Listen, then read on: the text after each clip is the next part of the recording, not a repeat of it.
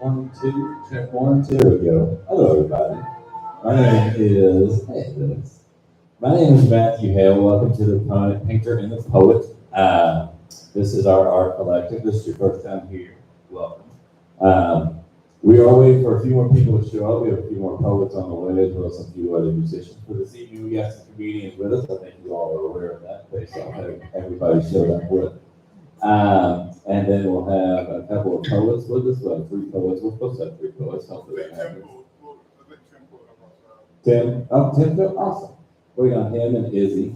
And then we'll get started and then we'll just roll through the evening. Just everybody's first time here? Yes. Great.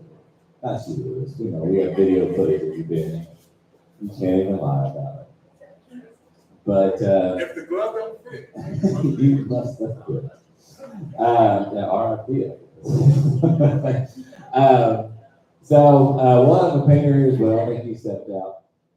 But we'll get started up here in a little bit. This is my buddy Tate, who'll be running the music. If you see him yelling at Tate, because I don't know what else to do.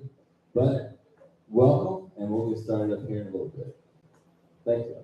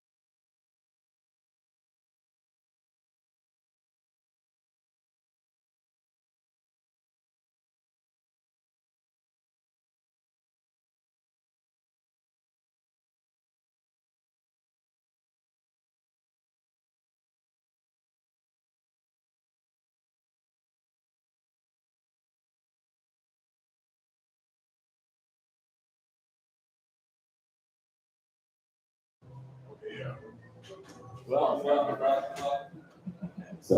there we go. Welcome. Hello, everybody. Please get comfortable. Please take a seat. Again, my name is Matthew Hale. Welcome to the Painter and the Poet. We're super excited for y'all to be here this evening. Yeah. We've got a full line of people, full line of poets, comedians, musicians. I hope he shows up soon. He says he will. And so he'll be here in a little bit. But just want to welcome you all again. If you look over in the corner here, I'm going to introduce him first, and we'll get back to him again. This is our friend Donnie. This is our resident painter. He finished that mural. I said it's finished. Just a little bit ago, and he's working on another piece right now. If you look around, a lot of the art on the wall that belongs to him or another one of our artists, Julia Stanley. And so you can kind of get a lot of Donnie's theme to pick out which ones are his, but I think he does some wonderful work. So everybody, please check it out and talk to him if you'd like to. But I'm going to bring up somebody because I'm not a very good host. I'm an organizer. I'm not a hoster. But he's going to take care of the poetry section for us. So please welcome Tim. Yeah.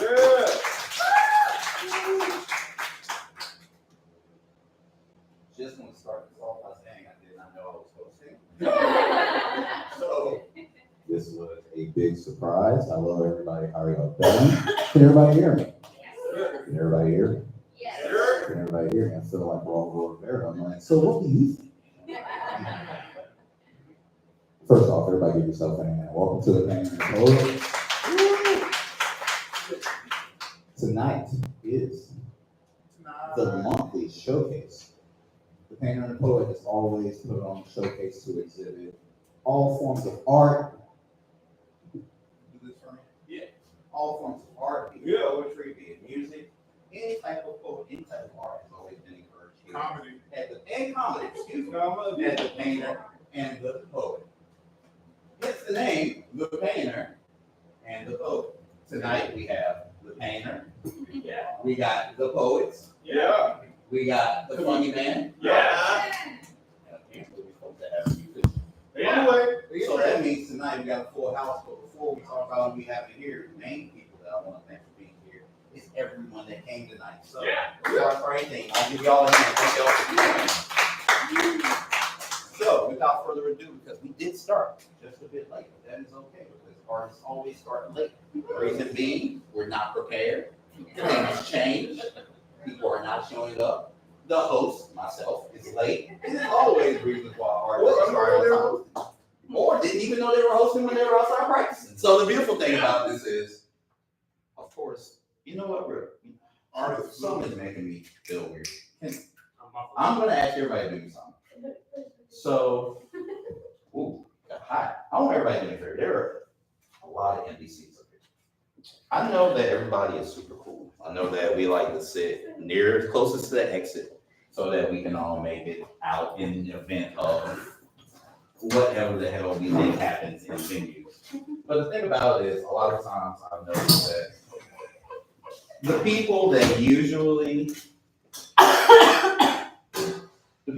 come to these things, and sometimes we get a little comfortable. And then when I say that is we get comfortable and just kind of hanging out in the back. We feel more like a socialite more than we do an artist or a patron of the artist. So a lot of times we get lost in the shuffle in the back. Sometimes we're back there talking, we're back there preparing, we're back there drinking. Some of us are vaping, some of those vapes contain other things. You know, these are things that artists do. But tonight is a very intimate night, as you can tell. Very, very intimate night. As a matter of fact, it's so intimate, I don't have to use a microphone. So I want everybody to do me a favor. I want everybody to stand up. Everyone stand up. If you are able-bodied, please stand up. So I want everybody to do me a favor. I want everybody just to give yourself a good wiggle. And by that, I mean shake. You know, shake. If you got to hula hoop, if you got to do the Rick Rude, if you got to do whatever you do, if you got to, you know, you got to. Bring it around town. Bring it around town. I want everybody to do that. So, and I really want you to stretch. I want everybody, if you can, throw your legs up. You want another reason I'm having you do this is because I want you to do me a favor. I want you to shake off all of today. Shake off all the work. I want you to shake off all your problems. I want you to shake off all that BS that happened right before you got through that door. because a lot of times when we come in, we're still carrying that. Shake off that cool. And shake off that cool factor that makes everybody sit in shows and they just stare at you and not react, because these shows are based on reaction. The artists are one thing, the art is another, but the audience is the most important part of the art, because if you don't have the audience and you don't have the energy, then why do we have the art? So I want everyone here to make sure that we're ready to give energy. So what? Let that electric flow through your body, like those currents, because we're all electric beings. If you didn't know that, we are electric beings. We're not omega level beings yet. We're not even alpha, but you know what? We have electricity in us, so we need to let those currents go. So while you're letting those currents go, I want you to turn around, look at everybody, because everybody in here is your neighbor. Everybody here is your friend. I want everybody to get to know each other. I want everybody say, hey neighbor. Hey neighbor. I want you to say, thank you for coming. Thank you for coming. Thank you for coming. And I want you to look at another neighbor and say, hey neighbor. Hey neighbor. You cool too. You cool too? And what I want everybody to do, now that we up and we shaking and we feeling really intimate, first off, before we go any further, it would be, I'm remiss if I didn't mention the funny man, LouisTee ball, North Cac table. I want y'all to know over here. So we do have Avon, and that's in North Cac. You didn't know North Cac has been here since I've been here. I've been here for a long time. So when I moved here, this was the clothing line to get. So it still is. Most of these are limited editions, no more releases, because he doesn't do this full time. He brings. That's funny. I didn't know that, but it makes sense. Nintendo and Disney. But take a look over there, because they got some t-shirts, they got all sorts of merchandise, and support your local artists, of course. Now, while we still supposed to be, so while you're still getting that cool off, I want everybody to do me a favor. So I want everybody, aside from the pain, I want everybody back here to do me a favor. I want everybody to just kind of wave yourself. And I want you to wave. You just want to wave. And here's what I want you to do. You know what waves do when they're in the ocean? They move, right? So I want y'all to wave. Follow me. Wave, everybody. I want to follow me. Follow me. Follow me. Wave. Follow me. Because the cool thing about waves is sometimes they accumulate at the shore. So I want everybody, fill these waves in. Let's wave ourselves. Wave ourselves in these seats. Because y'all like that? Y'all like that?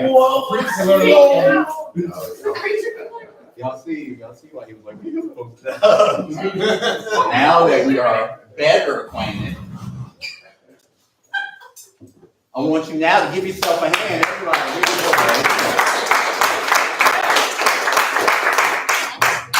it's a lot different when it actually looks like a show that people aren't afraid to be at. Because it's weird when you have a show and everybody's in the back. You call me, trust me, you're not coming up here unless you want to. But the thing about it is tonight, we got poetry. We have everything going on tonight, and I love it because this is, I think, the first time that we've had, and by we I mean the painter and poet, I'm gonna say we tonight. I just always assume the personality of whoever I'm dating, we dating tonight. So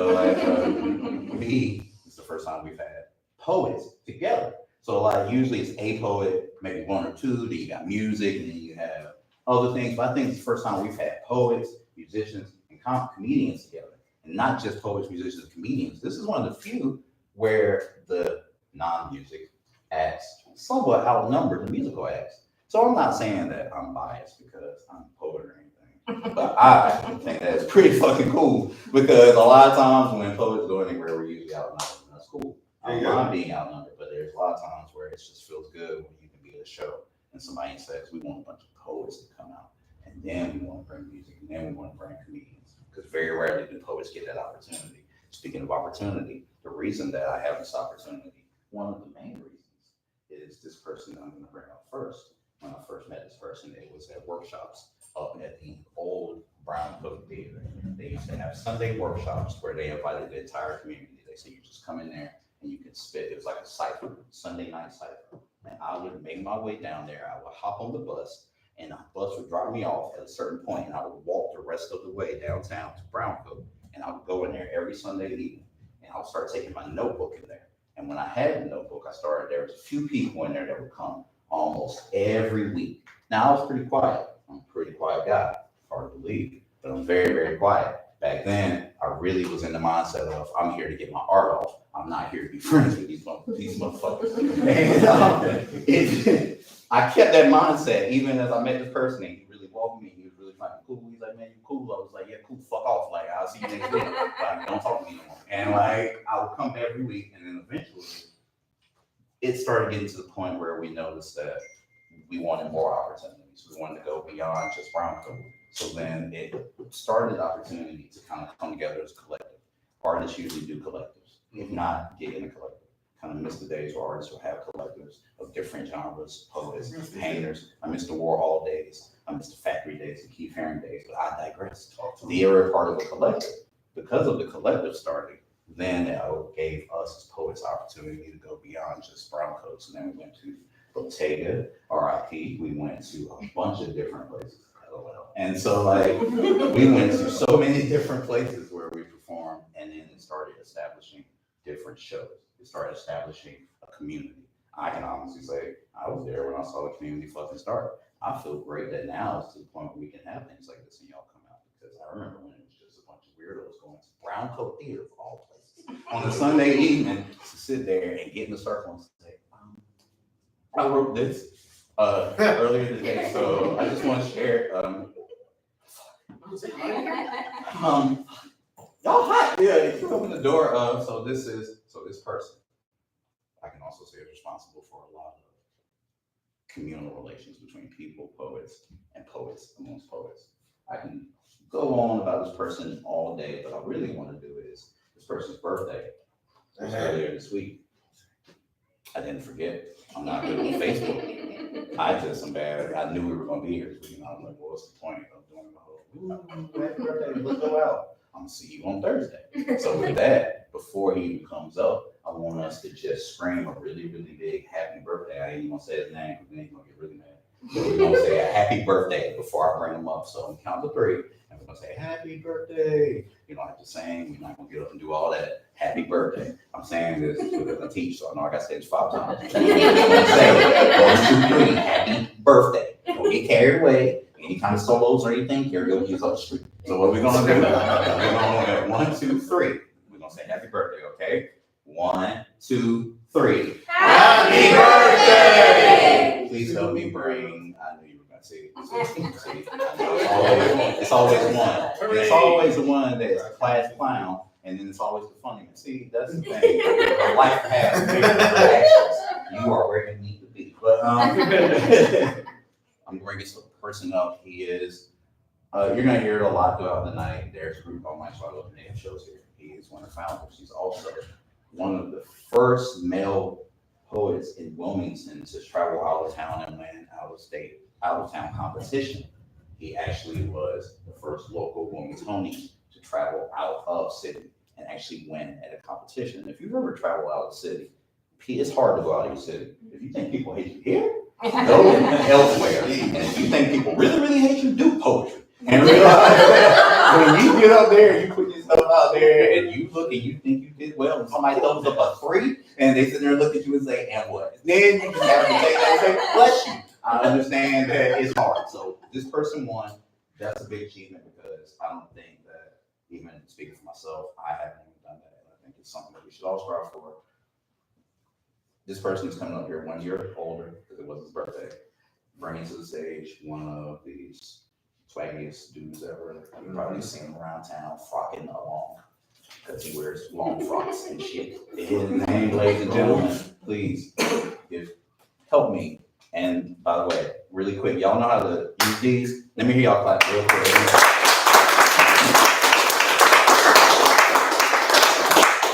So if you hear something you like, what are you gonna do? Hey, I got close. Because if we clap every time we hear something, it'll go focus off. We don't remember this shit. So like, if you hear something that you really, really like, what are you gonna do? Ooh, damn. Yes. And also acceptable.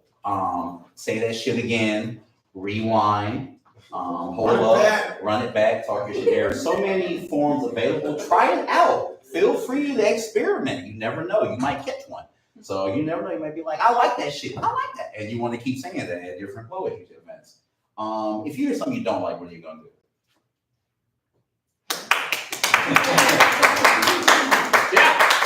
Good stuff. Y'all learned that real quick. So without further ado, y'all give a warm round of applause for the painter and photo from Wilmington to the fifth organ. Give them a hand.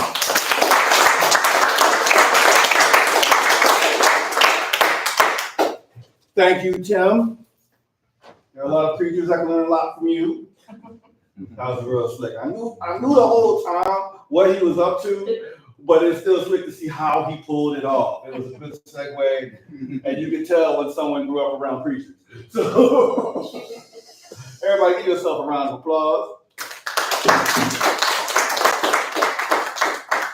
Now give yourselves a round of applause and give yourselves a round of applause. Yeah. You know why? People don't give themselves flowers all the time. That's why I got that Tim for giving me my flowers right there, and that was very beautiful. Y'all need to hear all that about me. Traveling is not fun, but I'm gonna quote Tim on that because that was some real facts. Like, you think people really hate you? Do poetry. I'm quoting that. And if you hear anything tonight from a poet, a comedian, a musician, and you got social media, Facebook, Twitter, or X, I'm sorry, I keep dead naming Twitter. I learned that. I'll get better. Hey, you gotta learn. Life is progress. But honestly, quote a poet or an artist, quote an artist. We have that saying around here. If you hear anything you like, quote it and like tag the poet if you have them, tag the artist, tag the musician, because let people know what's going on out here, you know? These guys at the painter and the poet came and turned what used to be an old rundown building into a place for us to come. I used to live like right over there. Everybody used to stand out front and just drink booze in a little black, well, not black bag, brown paper bags, Ripple and all that. The old players would be out there. They used to have the cameras up there to keep people selling drugs up front. I remember. I was there. It's called high school. Yes, I am a little bit older. Y'all like the robe?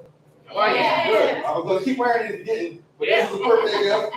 My lovely fiance, I'm going to have to leave out of here a little early to go take care of her. She ain't finished tonight. But I got a couple poems for y'all. Y'all ready for the poems? Yeah. Yeah. Good. But first, before we do any of that, we're going to have a quick moment of silence for our boy, Duke Collins, who passed recently. So just one moment.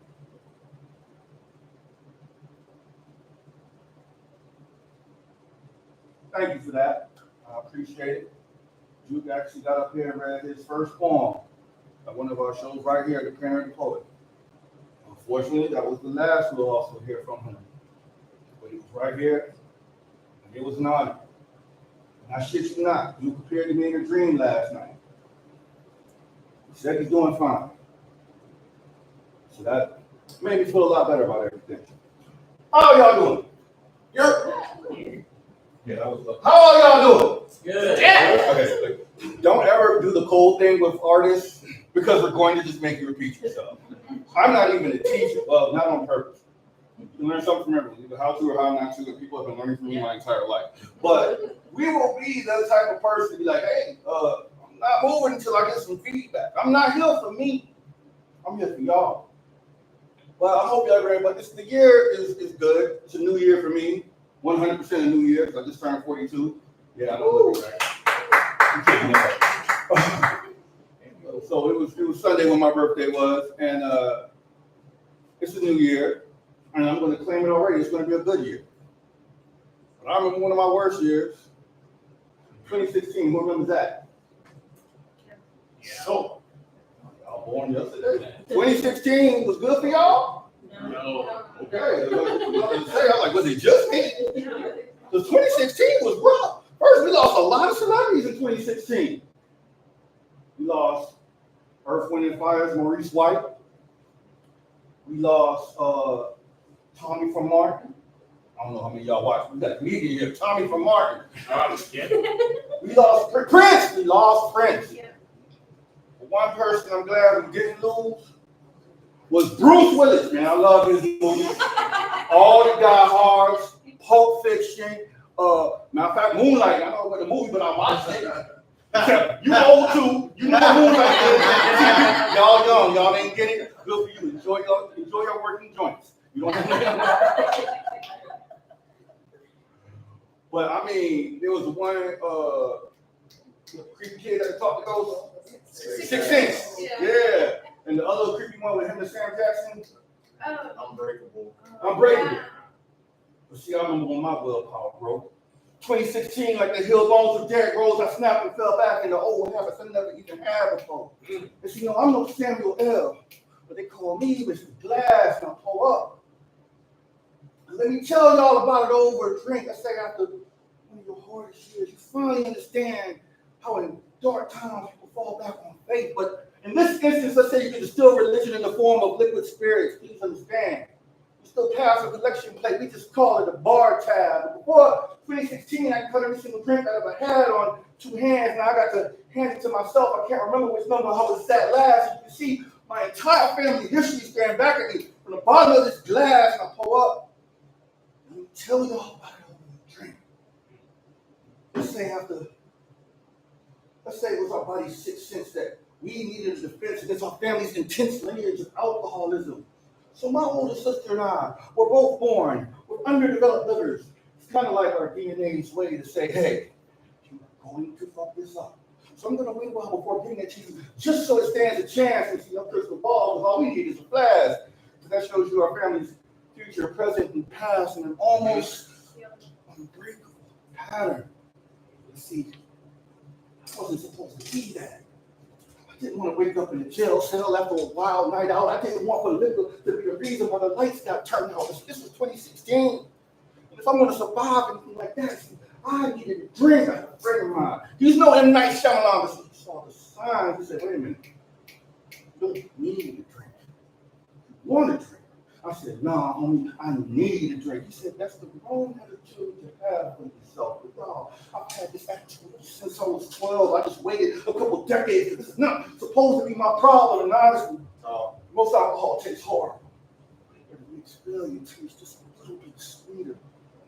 Like I said before, these are spirits. So I'm looking for a bottle of Casper the Friendly Ghost. See, this isn't just a night of drinking. No, this is a seance. Like that looking glass down the Ouija board we call a bar and watch it react when it hits the letter J. Short for Jim, Jack, Johnny, Jose, the innovators of alcohol. But see, these forefathers, they knew my forefathers. They sent messages to me. They told me this is not the answer. But see, I purposely misinterpreted it. Why search when this is a perfect fit? Whenever I'm feeling worthless, shit. In the time when my mind has become a stereotypical Planned Parenthood for the imagination, because all my dreams get aborted before they even see the light of day, and they know I can't take care of them properly. And honestly, I don't even know what's stopping me. I don't know what it is. I know I need this drink. You know what really sucks? I know I would drink myself to death if it didn't take too long and cost too much. Talk to him, man. It's not supposed to happen. It's not how you're supposed to deal with madness. I'm not supposed to be my grandparents. I wish I know I'm not acting. Not unbreakable. They still call me Mr. Glass. Hold up. So that was that one.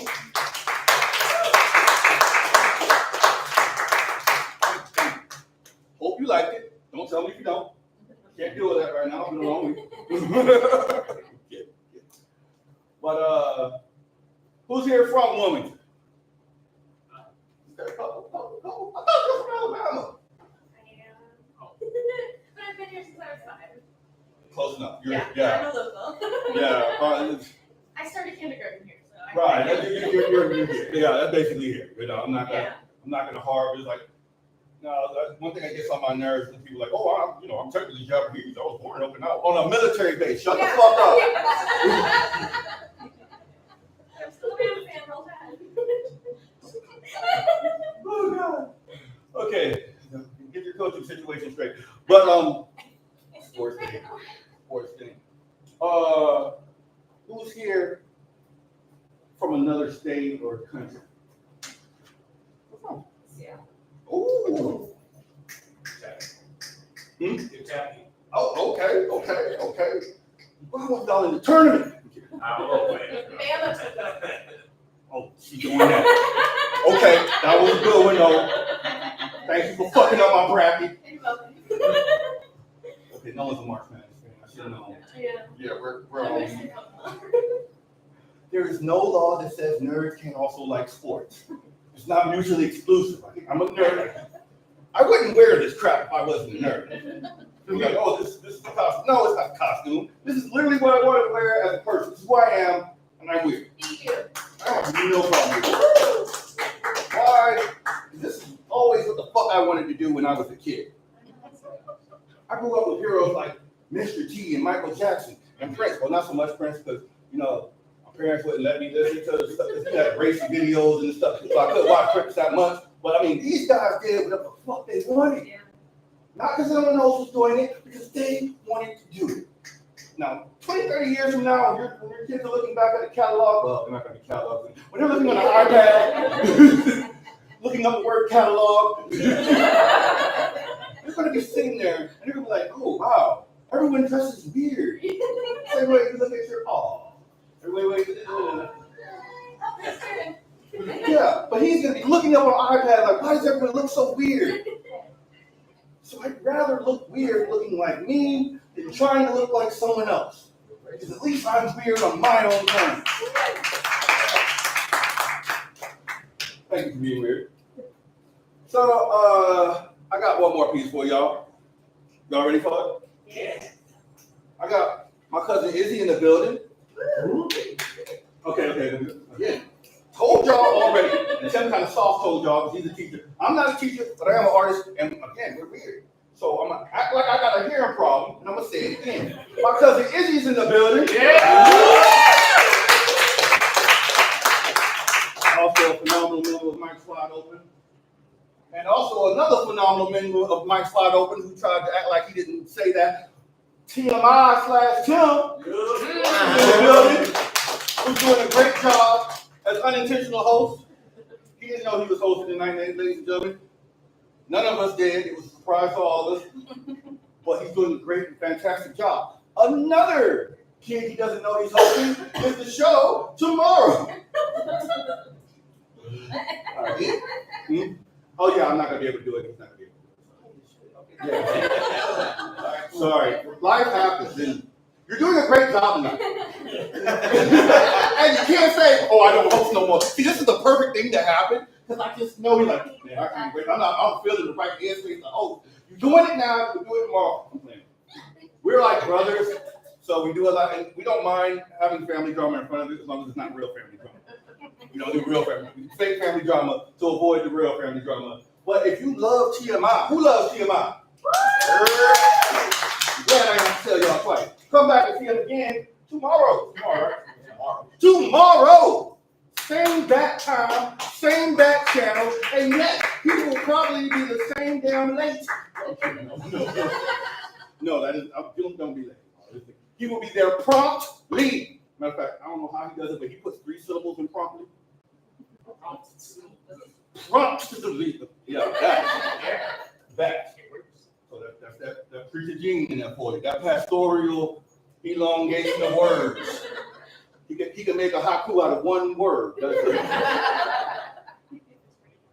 So, I mentioned that I'm in my 40s, which makes me an 80s baby.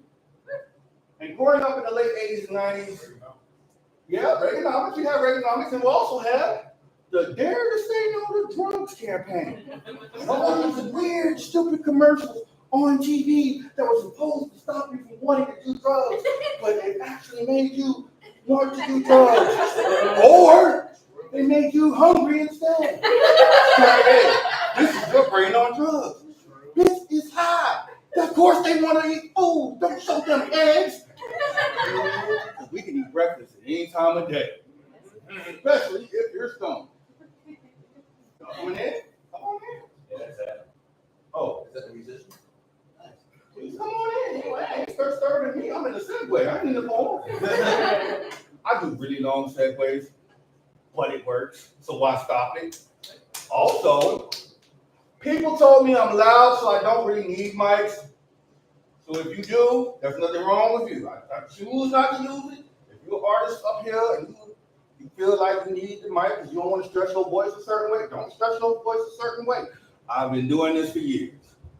I'm not saying it gets easier. It's just that the best way to put being better at, for me, it's not for everyone, but for me, the best way I put becoming better as a performer was I decided to be more of a dick to the mic.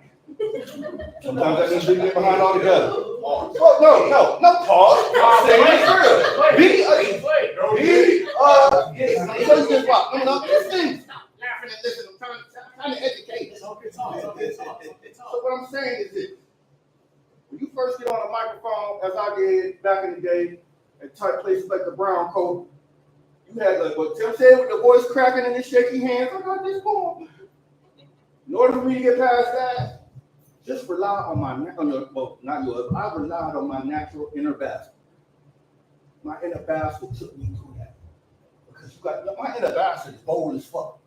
But the problem is, when you're reading some sensitive ass poetry that comes from the heart, you're scared.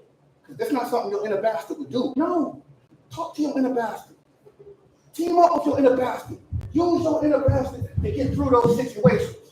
If you feel me, everybody ain't gonna get this, but somebody is, and that's why I was still talking about it. But back to the fucking poem, we were talking about drugs. Everyone wanted to do, since y'all did drugs, don't lie. I know you did it. Yeah. I don't do drugs. CBD is a drug. It's close enough. It comes from drugs. It counts as drugs. He get it. He laughing. Thanks. But really, it was so crazy because I remember one of the commercials where the dude was like, when I grow up, I want to be a track star. You see him running, and it turns out he's running from the police. And deep down, we were thinking, what was he on that made him fast enough to get away from the police? See, super speed. He was taking speed. I found out. Thank you for that. And they had one with this ballerina, and it was just this girl dancing at like a rave or something and passing out. It's like, when I grow up, I want to be a ballerina. And at the end, they say, on the end of these stupid commercials, they always say the same thing. Nobody ever wants to be a junkie when they grow up. You see, as a kid, I actually wanted to be a motherfucker when I grew up. Now, before you get upset, this is not some Oedipus Rex complex about incest. Understand, little kids can't comprehend context. So from their perspective, to us it might seem kind of weird though, but for kids, a motherfucker sounds like some sort of urban superhero. No, for real. See my dog lifting weights? Yo, he's strong as a motherfucker. That's why my brother run track. Yo, he fast as a motherfucker. You see the dunk contest? Them cats can fly like a motherfucker. So as a kid, don't know when did I see still, I wanted to be one of these motherfuckers. They say some comical poem about how I was never given the green light to smash the spawns of Hell in the Flash, or everyone else was just chilling on the web. But out there, that was to see where I'm coming from. See, this is a case of imagination. Imagination that kids nowadays, we take away with medication. See, now riddle me this, riddle me that. Riddle me so many drugs that hallucinate you see back so you can keep kids away from the houses of crack and your neighborhood urbanizers. But no motherfuckers ever make it away from the house. Try not to think too much about that. Because it could cause you to lose sleep. If you can't sleep, take over. Is that making you nervous? Try Xanax. Is that not working? Try hold off. Because it just in the suicidal thoughts. But hey, that's just something else for us to work on. And it's a human person can speak of something that is the bane of our existence. I think just maybe they're medicating us just so we can forget how super we really are. You ain't thinking. Just take our kryptonite injections. Of course, it's poison, but now it's lead-based. Now, space vitamins and minerals because the lack of iron does not suit you. See, when I was a kid, I wanted to be a superhero when I grew up. You see, the stark reality is now I'm just another motherfucker that has to do drugs. So, what you know about having 2 jobs and 2 pinched nerves and still having to work? But see, as a writer, biting it cuts off all the words. So I have to cut off my meds so I can finish a verse. And folks ask, does it still hurt? Y'all, poets write the pain with no more fucking idea. People have the nerve to say dumb things to me. It's like, it's not like anyone's holding a gun to your head till the bottle of pills cocked back faster than a speeding Percocet. Don't you see how this is part of your universe? You cannot withdraw from. Try asking them why they think we need so many drugs. They don't want you asking questions. No, they just want you high as a motherfucker. This might sound super freaky, but motherfucker Rick James and his cocaine, because it's a pharmacy that's a hell of a ride. You know about having, what you know about tracking your milligram doses all the way down from decibel? What you know about having a pill schedule that shovels more than your musical playlist? What you know about being right here at this very moment, hoping you don't notice how much my stomach's bloated and it pushed you effects to the side. What you know about scratching off the patch of your skin by accident simply because you have some imaginary itch? Your eyes are doing, you want none of this shit. See, I struggle with a condition called good employment history. You see, I never did drugs because that would have kept me from working. I just never imagined that working would end up doing this to me, though. As a kid, I wanted to be a motherfucking superhero.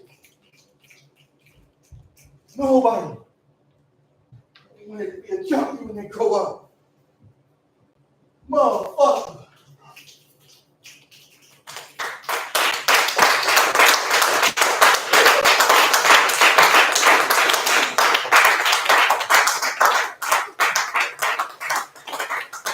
See what I didn't do. Hey, you know what, artists? You know what, fuck it. I'm gonna tell y'all something. Artists, this pisses me off. Hey, really quick, give Fifth Horseman a hand for this.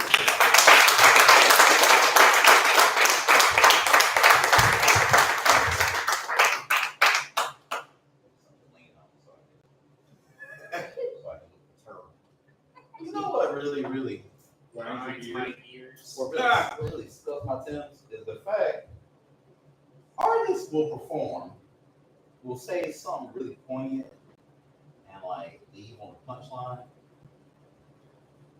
and then they'll be like, thanks, and like they'll just like ruin. Like I just went to an open mic recently, and there was somebody, she did an amazing piece. She went up there, before she went up there, she explained it in such a way that I thought she hated the piece. She was like, hi, I'm coming up here to share my work. I apologize for my art, and I apologize that it's really long.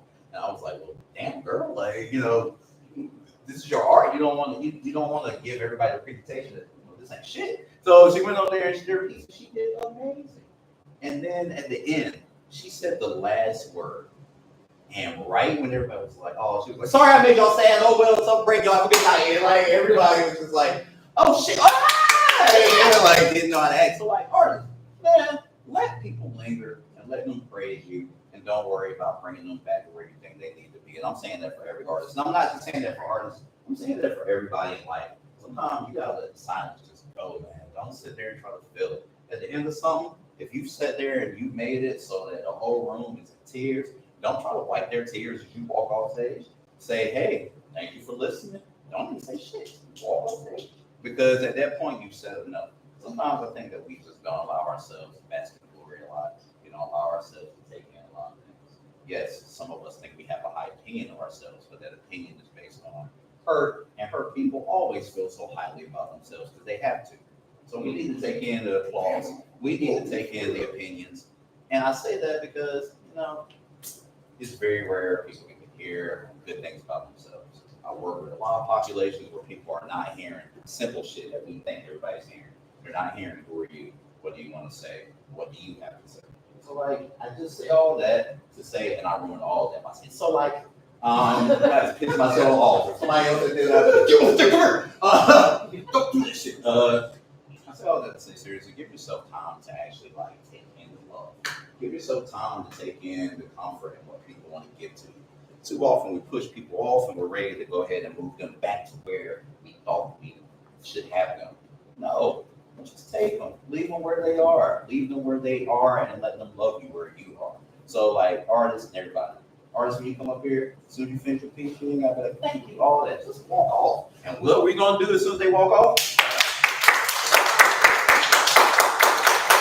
So like, artists, we love you tonight, so you ain't got to sit there and worry about bringing this back. So I think that this all needs to go. Shout out to y'all. I heard some some clapping, some snapping. I was looking around. Y'all were paying attention. Nobody was on their phone. No one was passing notes. No one was talking to each other. It was actually good because I did not have to have, and I think my teaching is up joking. I think that everybody tonight is super dope, and I'm glad we got super close because I feel a lot closer physically, and I feel a lot closer artistically. So really quick, but everybody's running in and out. What happened?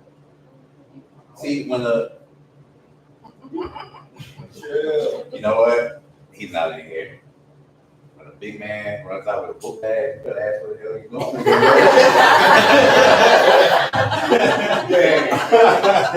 You going there? Certain shit, you be like, oh, that bottle was up. So anyway, I'm like, back. So everybody now it's back.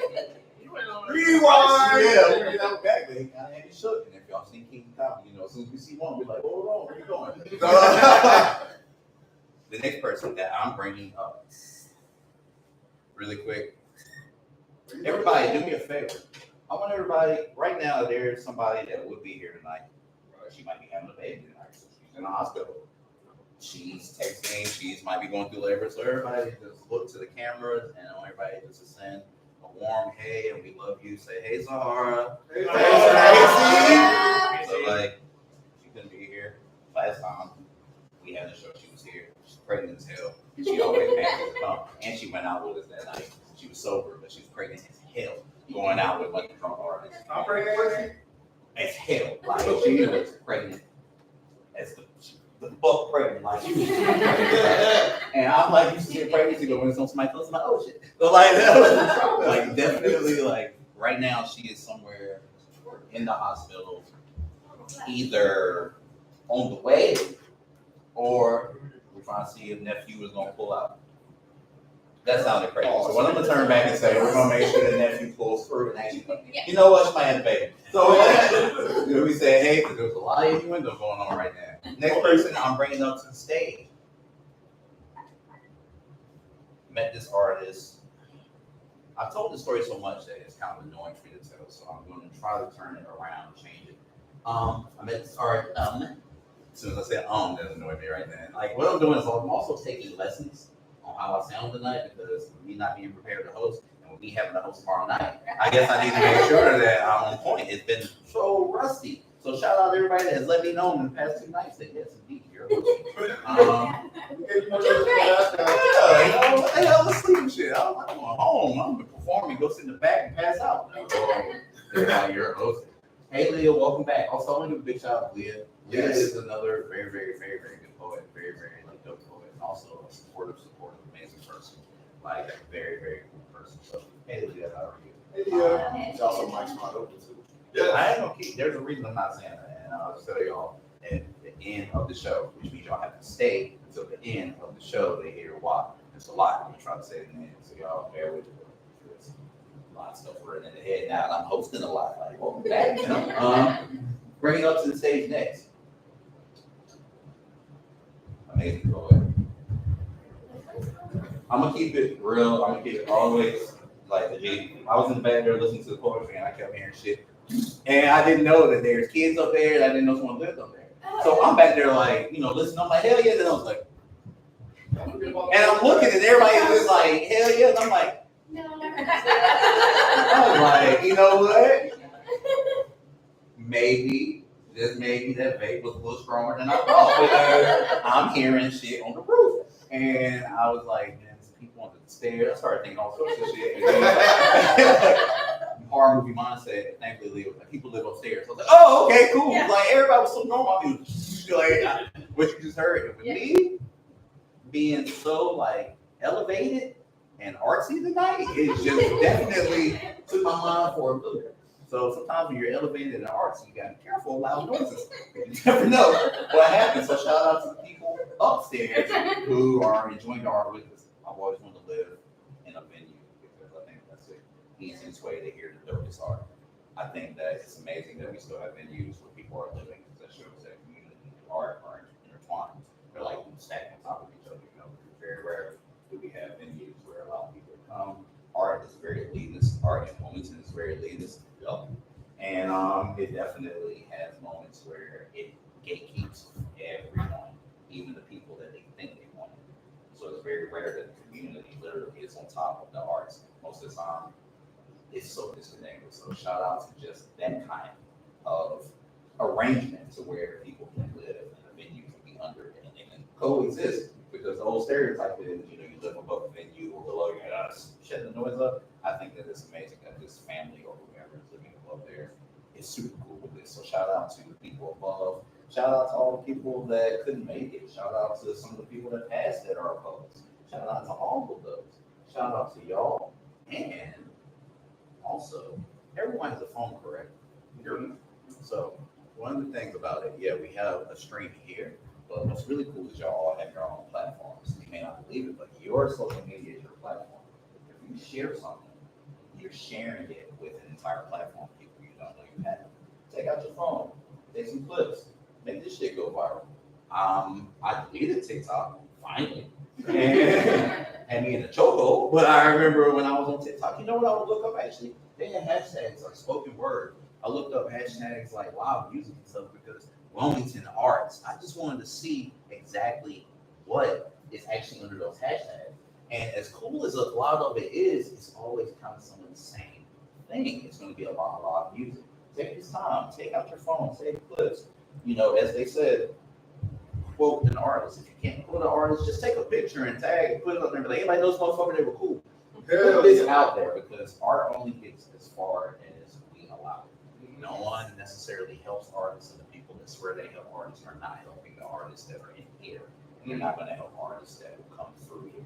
So share, promote, help put your artist friends out there. I saw a video where a singer, Bryson Tiller, said when he put out his hit song, none of his friends liked it. So he actually deleted the song. The only reason that he re-uploaded the song was because someone from out of town told him it was a hit. So all of his friends have told him, nah, get that shit out of here. But it turns out that's his multi-platinum career, beginning of his career. So like, as much as I love everybody, remember these things go further than you think.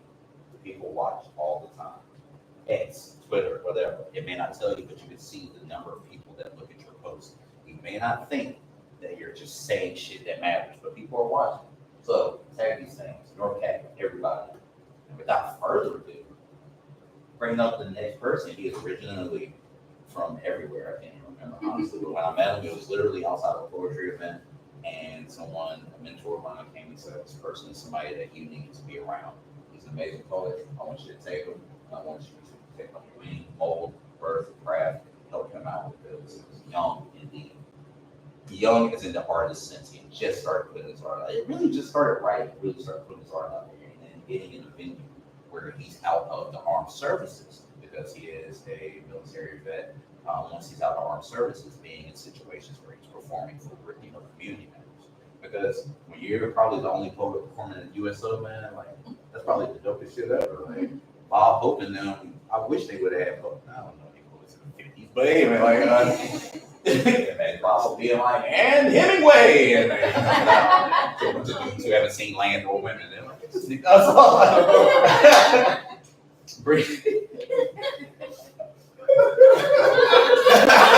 I'm sorry. Okay. In my head, that continued, and it got funnier. So no. So this next person is amazing because what happened was he kind of came in a scene that was kind of stayed, comfortable, and took the reins and said, "I want to start going more." Started putting himself out there, started making connections on his own, and definitely ended up hosting, being given the responsibilities of hosting shows. It's pretty much become like one of the hosts that people look for, except for tomorrow night. So even though, so bringing up to the stage, the light skinned boy wants to I'm joking. I had to get one. I had to get one. It's a lot of lights up here, so yeah, light skinned joking under the lights. So bring up to the stage. Well, you need the mic, good sir. Know that mild racist. Bringing up to the stage. That colorism. Currently, actually, another thing I want to add, a lot of these artists live right around the corner. Like, that's a big thing. You have artists that live here. This artist walked here tonight because his house is like down the street.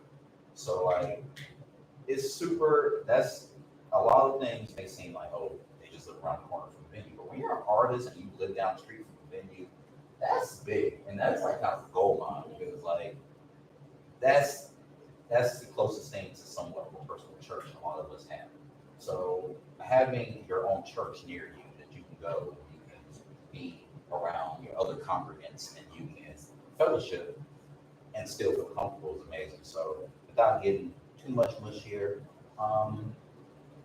bringing up to the stage, And I'm not gonna do real names. That was crazy on the flyer that we had hella real names. Amazing, like speaking of dead name, it's like it's weird when you hang with a dude, you chill with him, you break bread, you have a few shots with him, and you still on flyers will put your whole real name, and so it'll just be performing tonight. Tim. Who the fuck is Tim? Like, it's just gonna be like, cool, man. Like, Tim. Like, I can't wait. I'm not that cool to where I have that one name. I'm not Leon and the rest of them. One name, Sade. Like, it doesn't go that way. So, like, I'm not doing this real name shit anymore. I appreciate the love, but it's my fault.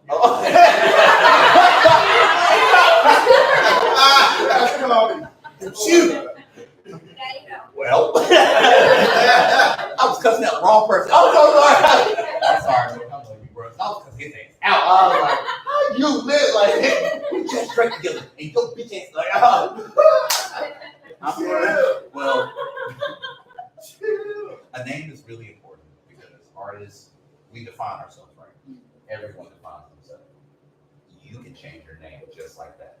Now it does take $200, a little more than you gotta go to the courthouses. What more are you gonna do? But still, you can change your identity. But for an artist, taking on an identity is not necessarily changing it; it's giving them an extension of who they already are. So when they have a name or pen name, a nom de plume, whatever you would like to call it, remember, they have a nom de plume. It's important that we call these artists what they want to be called, because that is something that they probably toiled over. They probably have a funny story as to why. There's a reason that their name is that name. To quote Stringer Bell, my name is my name. So when artists come up, or when you ever, I keep doing this, and not just on stage, but in life, I keep doing these PSAs, but like, I'm sorry, y'all. I wasn't supposed to host tonight, so y'all gonna get some of this down and y'all gonna get some of this positivity shit. So, We are running out of time. oops, so I'm gonna bring up to the stage now, and then after that, we have one more poet, and is the musician going to play? We got Louis, we got Regina, Louis, and then we'll have Anna. and is the music. So we do have a few other people. Thank you all for tonight. Bring us to the stage. Please come back and see him when he hosts next time. Come back and see him tomorrow when I host. Yes, give him a hand, ladies and gentlemen.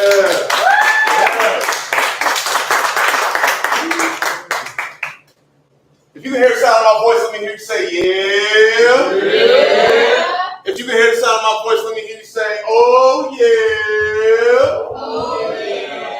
Okay, so obviously, I know I'm the guest pastor, but the original pastor was trying to set the mood with energy, trying to make sure the Holy Spirit was moving here. So we're going to do this one again, because apparently I had a bigger problem too. If you can hear the sound of my voice, let me hear you say, yeah. If you can hear the sound of my voice, let me hear you say, oh, yeah. Oh, yeah. Stop your feet. Touch your feet. Now let me hear some audibles like you just got your touch turned in like, yes, woo, yeah, let's go. Yeah. Boom. Yeah.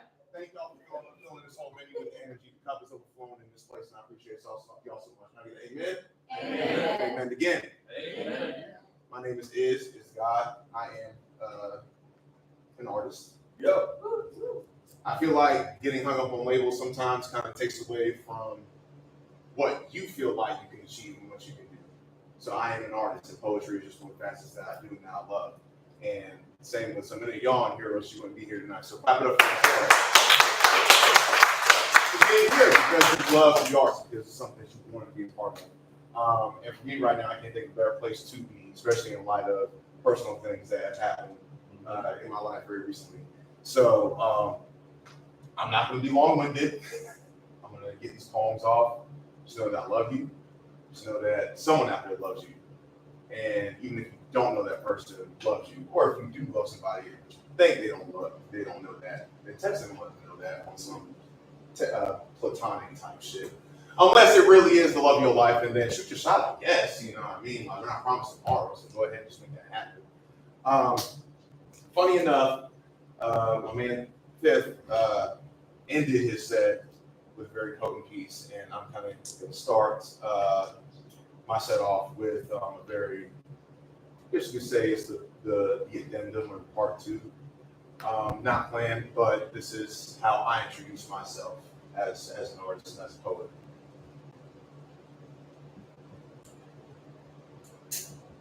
Something's got a hold on me.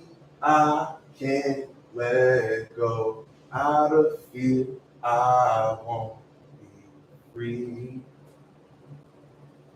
Hotboxed by depression and clouded by anxiety, I fumbled for my phone looking for a playlist to inject. I could feel the withdrawal settle in when I unknowingly typed the word music in the search bar.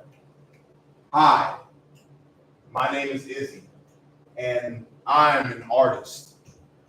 Predisposition at birth, I never knew a crack baby, but wouldn't be surprised if I shared the same womb as one. Thank you, Mother, for my affinity for getting high, for showing me how to write an 8 and stretch it into a 16. See, that's how you profit off the praise. And this shit right here, nigga, this shit right here, nigga, this pen right here, nigga, I know of no better needle than a ballpoint. That's my word on my body.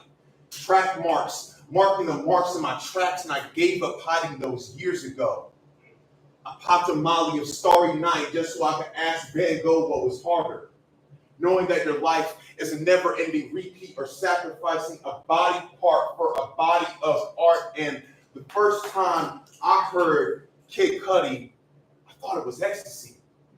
And damn it, if I didn't want to pilot a spaceship to the moon without worry of getting a DUI, pass me a 40 of that good kid and I'll show you just how to pimp a butterfly out of its own beauty. To be an artist is to be an addict to everything.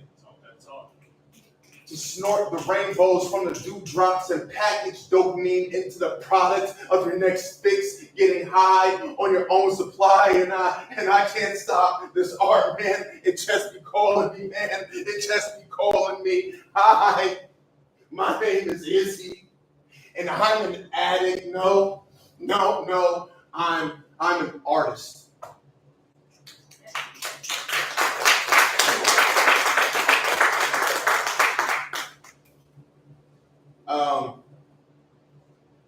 Once again, thank you everybody for being out here. I know that some of y'all have come across me before, whether it's in an interaction like this or out in public or just bullshitting. Maybe I was a little bit drunk and I was like, hey, you're that one guy. You're that one person. Nice to meet you. One thing I can say is that I appreciate y'all for being in the building tonight. This is a very cathartic experience for myself being up here. Especially, like I said, with a lot of personal stuff I dealt with. Fifth pointed out earlier that you want to give a moment of silence for a certain individual. Well, that certain individual was my little brother. And to be up here with my own words, trying to express all of those emotions is something I'm rediscovering since I lost my words when I lost my brother. So I thank y'all for being here. He's watching. He's watching all y'all too. These goofy ass motherfuckers. He's like, cool, y'all better clap and snap or something. I would be the same. Regardless of that, I dedicate my set to my brother. I know this is what he was wanting. And he did. The last time he was here, he performed a poem that he actually wrote during the open mic. He wasn't trying to be disrespectful. My man was just overcome with that artist spirit. And he literally sat outside and chain smoked a couple of cigarettes while writing the poem while the open mic was going on. And he came inside. He was like, hey, bro, how does this look, man? And I was like, I want a piece for you. He was like, no, let me know. So I skimmed it and I was like, hell yeah, man, that looks good. He came up here, he did his piece, he rocked the fucking show, came off stage. Hey, bro, how'd I do? Was it good? Huh? I was like, nah, you killed that shit. He's like, nah, bro, scale of 1 to 10, how it was? And I was like, all right. So you got 6.5, you know what I'm saying? He was like, okay, I'll take that. That's just who he was. He didn't even take that as respect. He was like, all right, I know what I got to work on. Speaking of, the next piece I'm going to do was one of the first pieces he actually saw me write in person. What did you do when you woke up this morning and got out of bed? Brush teeth? Anybody waking baby this morning? Thank you. At least somebody, thank you. Damn. All right. So we all have our morning routines. Me, I woke up and, trudged around the house, smoked a cigarette, did my thing. Everybody has their own morning routine. And then when you go outside the house, you go about your day, you're not really thinking about what's going to happen to you or what's going to be of that day. You just let it be. But on any given day, it really can be your last. And fittingly enough, like, this poem kind of touches on that. It's called Casket. I was never much for suit and tie, so I never understood why I should be buried in a wardrobe that wasn't a direct reflection of my daily reflection, because isn't it the point to remember me as I was? So I laced up my Vans today. Blood just doesn't contrast with my Jordans well. Faded pair of jeans, a far cry from the slacks. A faded pair of jeans, far cry from the slacks that would trip me up, getting me closer to death. My favorite black shirt with enough room to let me breathe my last breath without worry of collar and tie constriction. I want to feel peaceful. Even when I look in the mirror, head to toe prepped and ready, I could have sworn I felt the embalming fluid in my veins. I think to myself how my profile is worthy of profiling. Because once I stepped out of that cell and the door shut, ain't no telling whether my walk in the park with fresh grass will become my green mile. Every fast food lunch might be my final meal, so I savor my choice and wash it down with a Sprite. I'd rather drown in the carbon of my soda than the carbon of a bullet. I guess obeying your thirst can get confusing at times. Satisfaction with full stomach is short-lived when you realize you paid the ferryman at the nearest Exxon, cars and caskets designed for the same destination. You see, I always thought I was in good hands. But car insurance doesn't cover the damage for the walking dead. Maybe that's why the cops start to look more like corners and the sign outside the police station reads mortuary affairs. Especially when lethal injections seem to come more freely to the John Coffees than the Andy Dufresnes. I thought I heard somebody yell, "That man walking!" I just hope my obituary reads more accolades than hashtags. Hashtag. Give me my flowers while I'm still breathing. Let the scent of love fill my lungs so when I exhale forever, the cot can catch the whiff before it withers.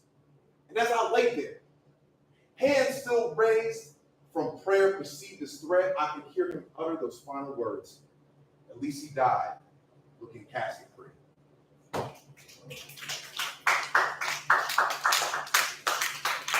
So, got one more for you. Once again, thank y'all for being here. Y'all could have been anywhere else, but y'all are here in the building right now, and I appreciate that. Matt appreciates that. Milk, what's up, buddy? How you doing, man? I hope you're good. Milk appreciates that. Tim appreciates that. Any artist and any patron that's here tonight, I'm pretty sure they appreciate your presence because it can be very lonely. Hence why my man was doing, hence why Tim was doing all that nice little cool, like energy starters, because we all need to feel like a home. And I don't know about y'all, but this is my home. Away from my home. So this last piece is, as I said, this set is dedicated to my brother, but this last piece is dedicated to my brother because he was my hero. And that's funny to say when your little brother just surpasses you in every single, in like many facets. And I've watched my brother throughout the years surpass me in certain ways that are absolutely beautiful. I took him with me a couple years ago when we were trying to be outstanding men to protect our city and protect our people and protect the cause that we know is just during the protests and all of those things. And when we first went out there, he was my shadow. By the time it was over, he was the light. He didn't need me. He passed me.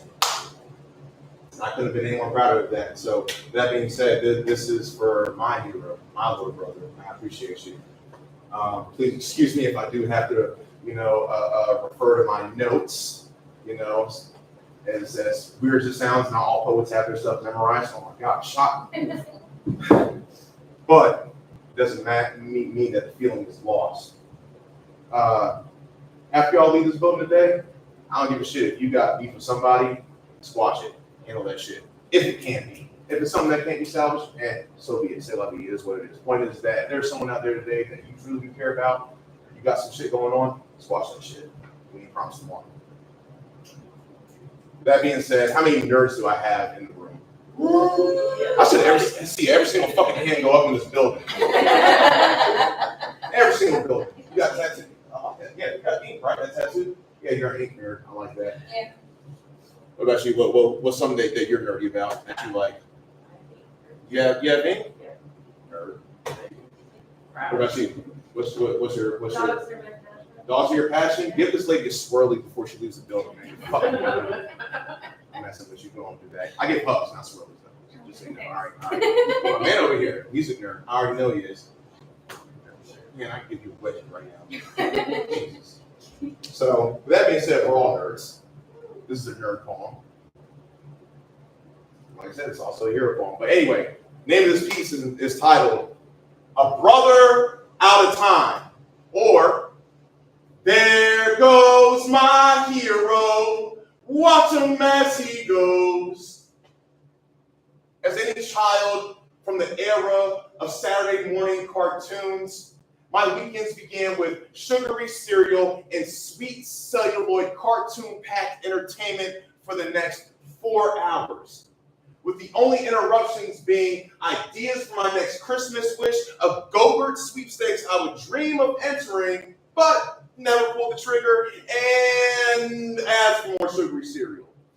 Apple Jacks, if anybody was wondering. Man, 90s kids consumer media used to hit different. Like a pixie stick straight to the dome that sparked the tingle, making you feel like your favorite superhero. Wait, hold on. We're getting off track. Like the surge of us diagnosed with ADHD, so we tuned into the few things that gave us hope. Those Saturday morning cartoons. And mine can be described as the first time they played Pop Smoke in the street posthumously, or the energy we all felt when Bobby Shmurda casually tossed his fitted into orbit like Odin, releasing Mjolnir to a worthy one of the universe. Trust me when I say nothing drops harder than that in stereo parentheses. Big black bird flying, heavy synth and metal playing.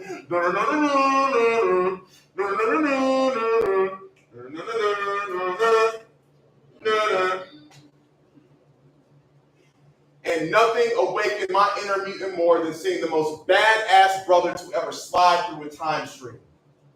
Bishop. He could absorb any attack and redirect that energy on his foes. You tell me what's blacker than having the mutant equivalent of an infinite Uno reverse card. He's a man out of time, meaning he is never out of time, always finding ways to prevent or repair apocalypses years in advance. Your favorite superhero wishes they had the power of retcon. Beyond the TV screen and comic book panels was someone who actually stood a chance at existing, because time itself, who waits for all men, finally found itself wheezing for air at feeble attempts to stop the brother with no future, for he is the future, protecting the past, fighting in the present, and existing all at once. You can't tell me that's not a beautiful metaphor for seeing the omega level mutant inside of yourself. And when I look out into the world now and I see so many faces of brothers who could have been Bishop, except bullets don't absorb the same as energy blast brothers out of time. No, really out of time.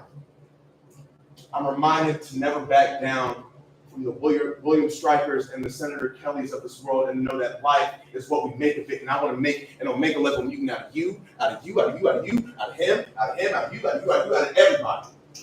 Because to me, I can't think of a greater use that I could get out of an infinite Uno reverse card. Thank you.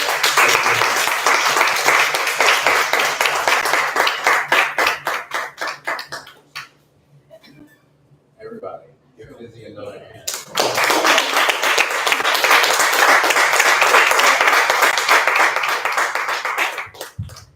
Hope everybody's enjoyed the poetry. Portion of the evening. I felt like it was a downer. I hope you enjoyed the advertisement for tonight. But next person coming to the stage, I'm not even going to introduce him. know him well. He didn't know he was hosting tonight. He does words and shit, so what I'm gonna do is say his name, turn around on the platform, and he turned around and chat. So, without further ado, I'm going to turn around and bring to the stage the artist formerly known as TMI. Give him a hand.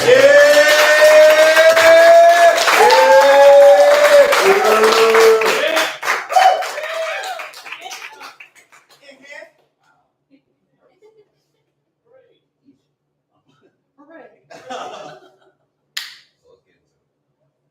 I'm gonna do, so it's three. Three's my favorite number. I was gonna do three, but I'm gonna cut one out. The reason I want to cut one out is because I feel like you can get a good kind of explanation of who I am. I'm just doing two. I'm a big fan of explaining myself in my work, so I'm not gonna do too much of the pre-work ramble. I'm not gonna do too much of introducing it. The first piece. Hey, new people. Everybody say, hey, new people. Hey, new people! What's going on, everybody? I like that. Good. So this one, I will say, I'm going to say one thing about it. This one goes out to all of my homeboys. So,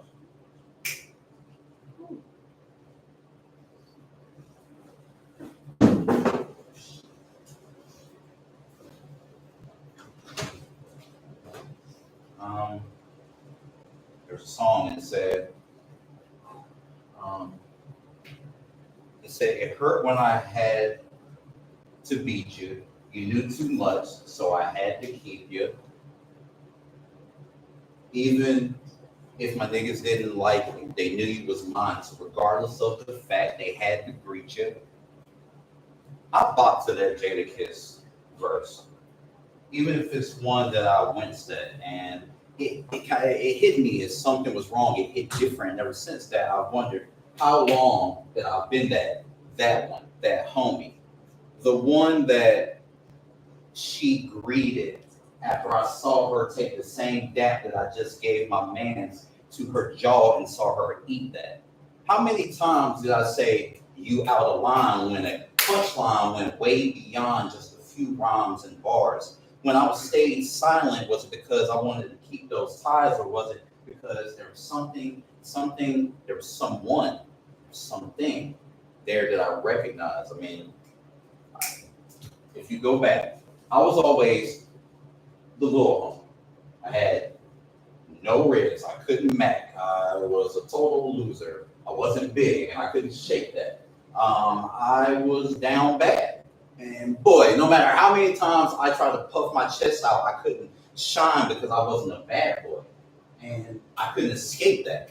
So every woman I approached had locks on their trust, had locks on their faith, had locks on their wounds, covering wounds that were given way back from a monster that they remember under their bed that turned up in their ear whispering, take that, take that. So I wish I would care about the body count when all the men and women I love were sexually assaulted before they even had a bank account.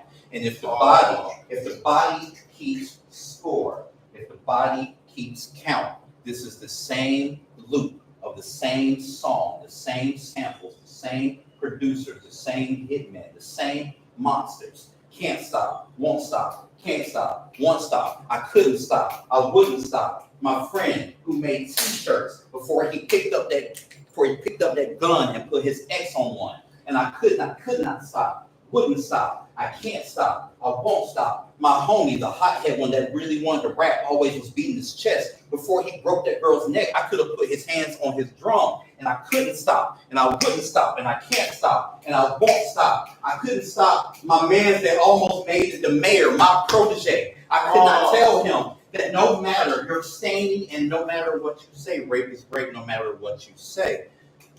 Do I bring up the accusations that I heard and the rumors of my current circle? When my poetry jammed in our convo clip, did that trigger them to snap and clap? Did I trigger them to, when I actually said stay strapped, because I was talking about a condom?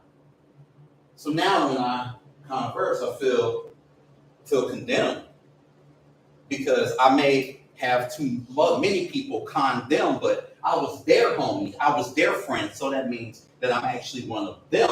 If I'm such a great judge of character, my kind has done ruined my handshakes with each and every other man. Again, if I'm such a great judge of character, then why am I not on trial with them? It hurt when I had to beat you. You knew too much, so I had to keep you. Even if my niggas didn't like you, they knew you was mine. So regardless of the fact, they had to greet you. I balked. I winced. I've been convinced that I've been that homie ever since.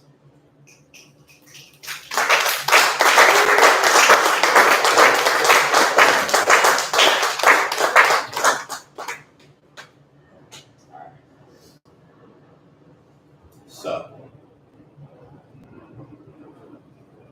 there's a reason I cut this third one.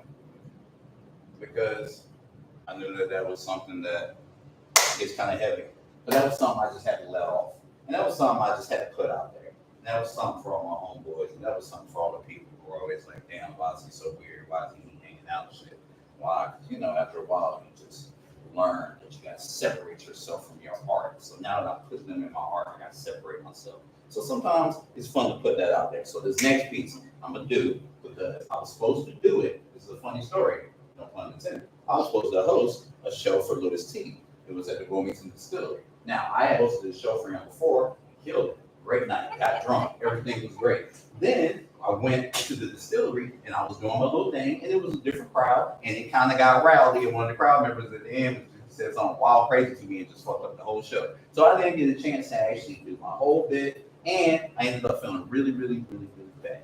Because I like hosting and I like being up there with Louis and other comedians. And when I got up there and that dude was like, shut the fuck up. And it shut me down. I was like, damn. So I'm going to do this tonight because I'm in front of some comedians and I'm in front of some musicians. So I'm going to do it like I was supposed to at Wilmington Distillery. And fuck you, Mr. Man, who told me that I could perform. So with that, before I go, really quick, mic's wide open. Love y'all. It's time. It's time. Y'all been ducking me. It's time. I love y'all. Before we all go out in the blaze of glory, man, we got to get mics wide open and the painter and poet, and we got to compete against each other. We got to see all of us. We got to push each other. We got to test each other. And honestly, we just got to see who's the best. I love y'all, but hey, man, it's been time for a spar. We got to go in the backyard and handle it real quick and get back in. So with that, hopefully y'all come back tomorrow night, painter and poet, and we'll be here hosting, crazy enough. So this last piece, I'm going to use this. Thinking about using this introduction when I host. By the way, I'm hosting again. So, I have cheap rates. Feel free to book me. Let me know what I can do, because apparently I'm back home. So, this next one is, let's just do it. All right. So, the best poets I know are comedians and rappers because their pen is unmatched. No matter the concert or the show, I get my money's worth. I mean, Wadsworth could not translate this tragedy into divine comedy that makes my abs hurt. They couldn't create questions that are so absurd, like, what them Wadsworth? What them Wadsworth? And where them dollars at? Where them dollars at? And I found myself packed in small black basements, standing with rappers who were standing to get a crack at it, and I'm turning to yelling at rappers, bring that line back. I've seen I've done callbacks with comedy cats that are worthy of Steinbeck. I've been around different art, I've seen upright citizens brigade against both. They pick and pull and they push certain things as offensive quotes, but to you and to me, it's wit. Those who get it, do. Those who don't get it, dig a grave and die too. That's shout out to Bill Hicks. Yeah. We could either praise the Lord, Alfred Tennyson. Praise the Lord, Sam Kinison. We could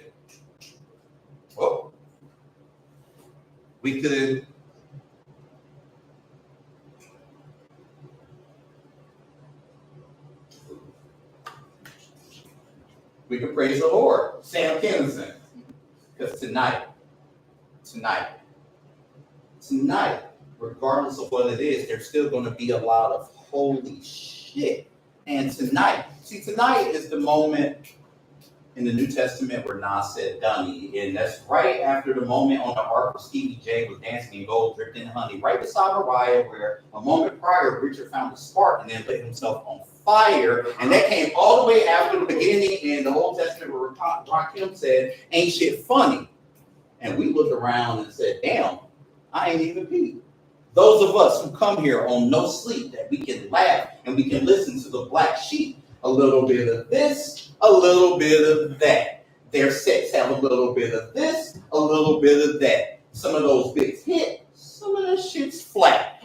We stay out in this until they bring us back. See, this is where we can escape that headspace. You know, those headaches where our head hurts. We can put our shades on, sit down and shoot the shit and just shoot and talk through it like Mitch Hedberg. We can, this is the place where we can bring our issues, if any, and we can let them loose and we can curse and be obscene and make a scene and curse in any color like Lenny Bruce, and then we can navigate like comedians navigate everywhere like a minefield until in the end you realize it was all about nothing, Jerry Seinfeld. So hold on.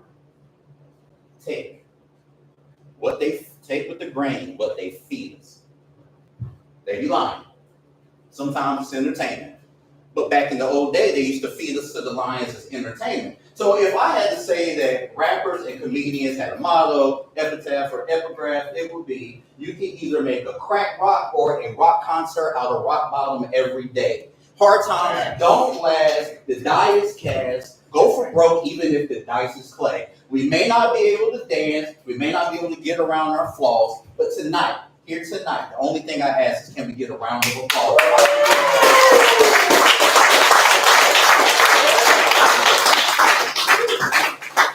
All right. Give it up for Regina one more time.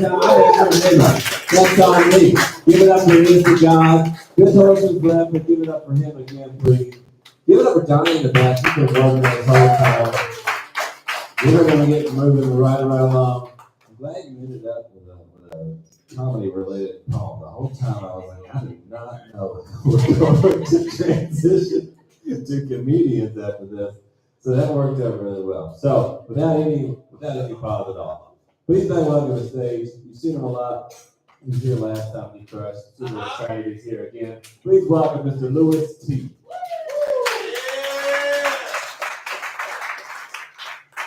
Check. I am going to use Michelle. Shout out to you, Milk. And being that like so many of the spoken word people was funny, I'm gonna just talk a little bit, if y'all don't mind, because it's my biggest fear that people that don't do comedy is funny, you know what I mean? But nah, I got shows all week. By the way, shameless plug, I'll be at Wilmington Distillery if you don't want to do poetry tomorrow. I'm hosting, free, whatever.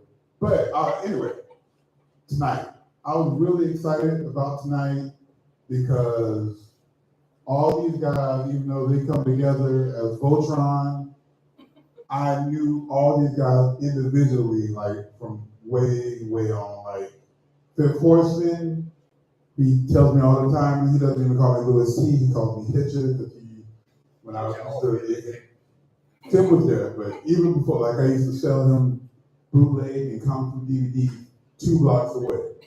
That's how I know Fifth Horseman. Like, he used to come down there, still weird. Tim, he didn't even look like that. You know what I mean? Like, he was totally I used to do hip hop as my background. Tim used to be a supporter before he was an artist. So it's like, to be an artist with you, I'm grateful. You know what I mean? Like, big supporter, big fan. I met Iz at Rooted Kava, to my knowledge, and I'm gonna lie about this a little bit, but he performed at my 30th birthday roast engagement. You know what I mean? Yeah. Shell Island, yeah. So it's like, also, I'm just saying that I'm grateful to be here, honored to share a microphone with you gentlemen. That's something that I didn't have to pay y'all to come do.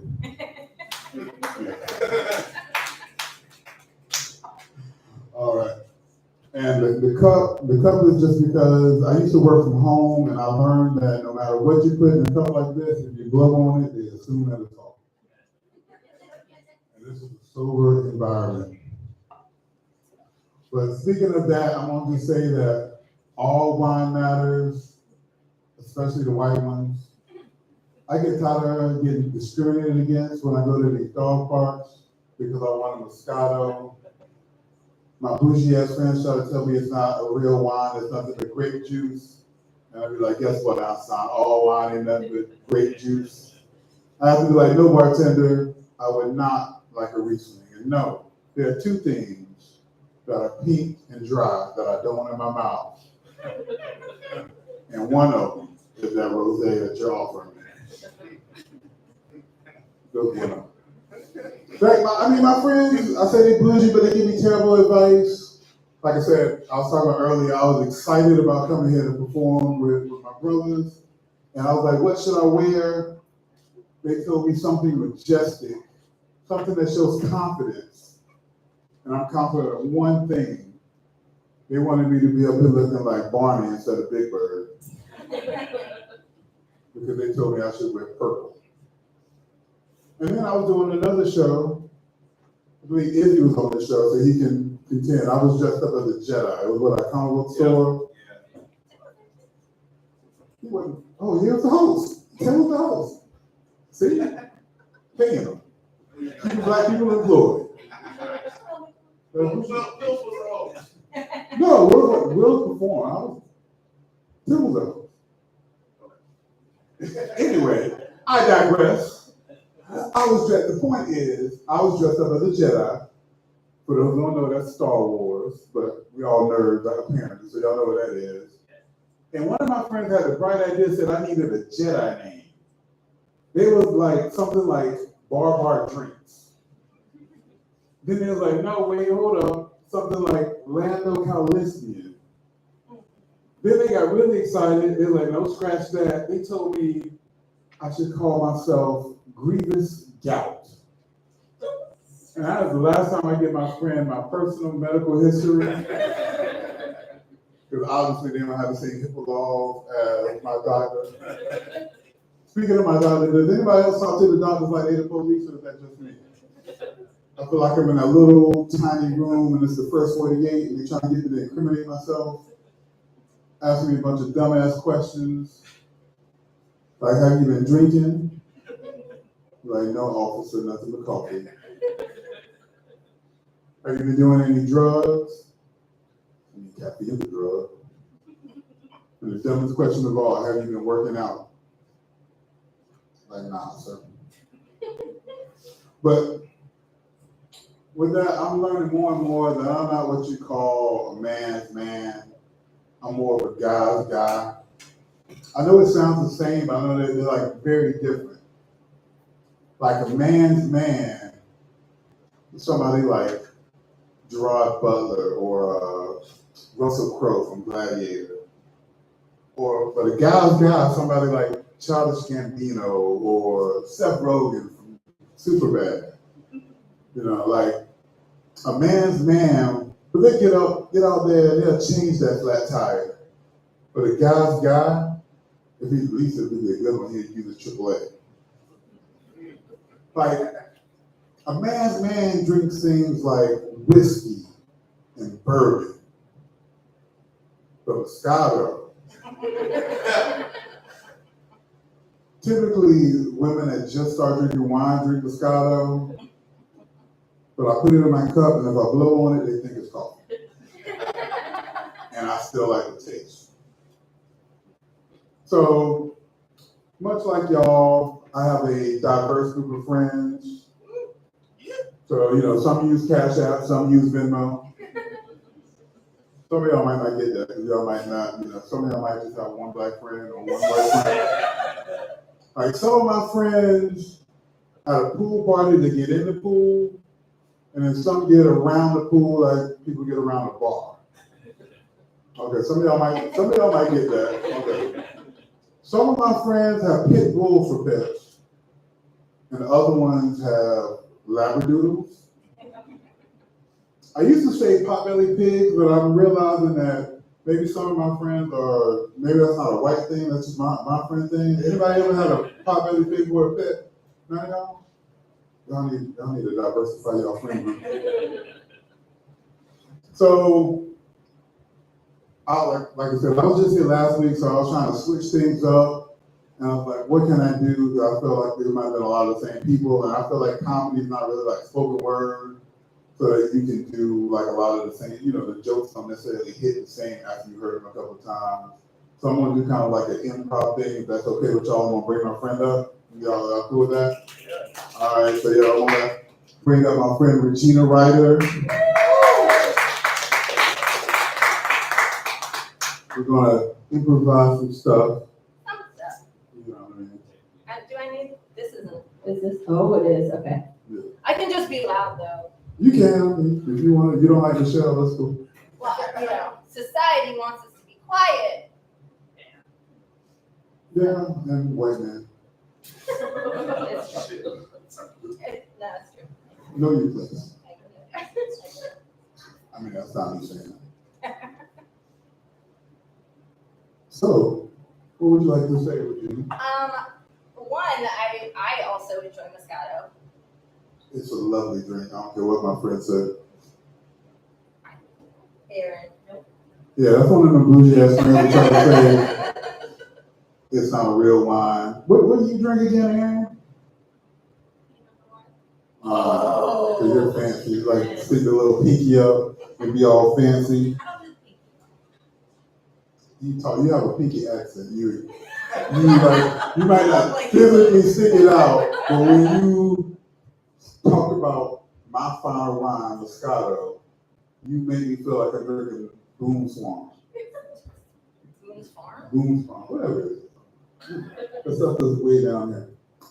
There's a blue one that I had in college frequently. That was the light. You're laughing because you know. First of all, you should not, past college, you shouldn't be drinking that. College is like hard to afford things. Yeah, but after college, you should do better with your I life. graduated to Moscato. Yeah. So, is this working? It was working. Okay, oh, there we go. Okay, so, guys, man's man. Which one is the one that sends dick pics unsolicited? I think I'd be more of a man thing. You sure it's not just a vote? I can't speak for all men. We're not on my list. Okay, so I've got like a handful of ladies. Are you single? No? So you've got the dick pics that I'm sure you've totally asked for and been like, yes, I would love to see that weird thing that flops around and sticks to your leg.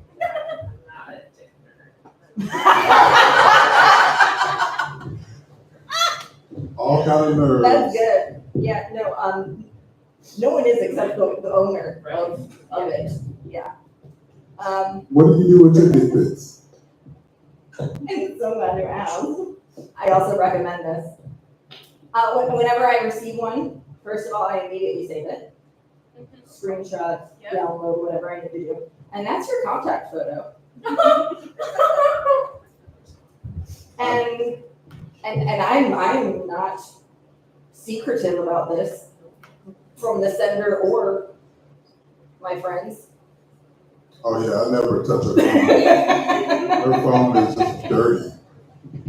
So I met this guy. Okay.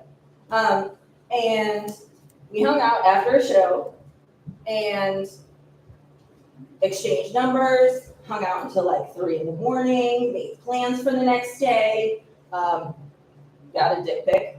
Those plans were canceled and got ghosted within 24 hours.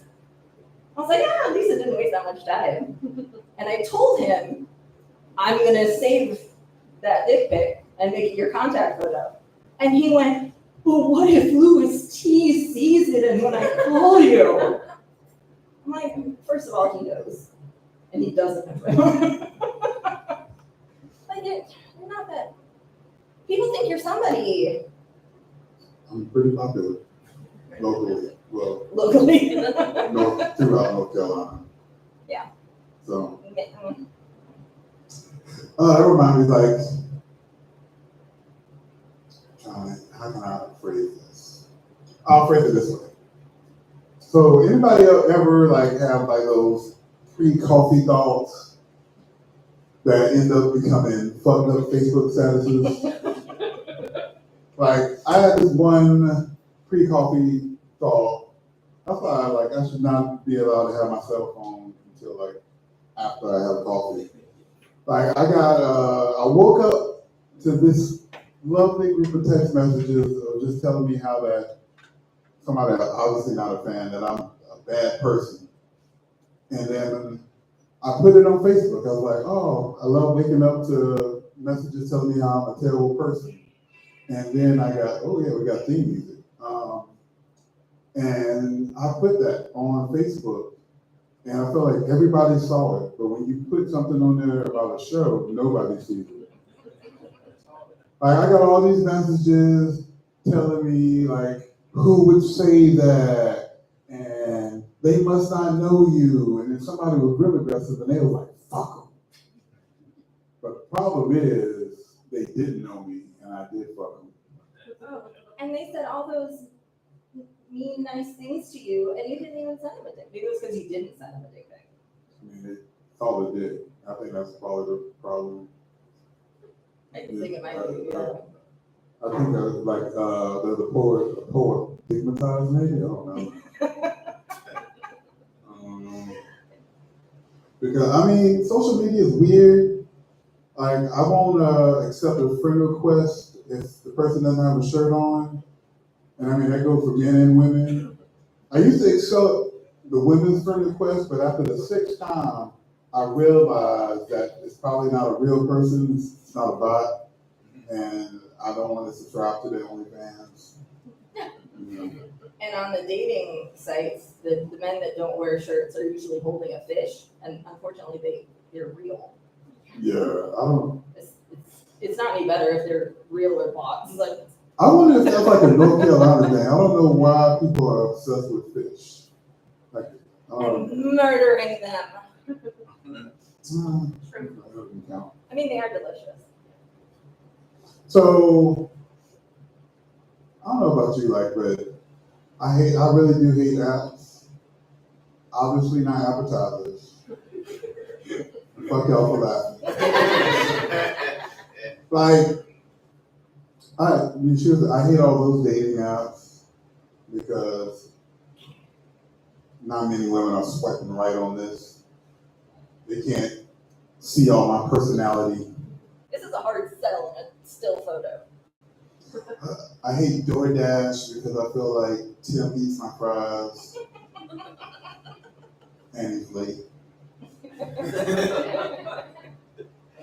You know, and I hate Facebook because I feel like there's nothing but lies. Like if you want to know what your friends are doing, you need to get Venmo. I mean, Venmo let me know if he gets broccoli from some dude. You know, and another one I hate Amazon. Like I hate Amazon because I shouldn't be allowed to order stuff before I have my coffee. Because not only do I make fucked up Facebook statuses, I just order one morning I ordered a chessboard.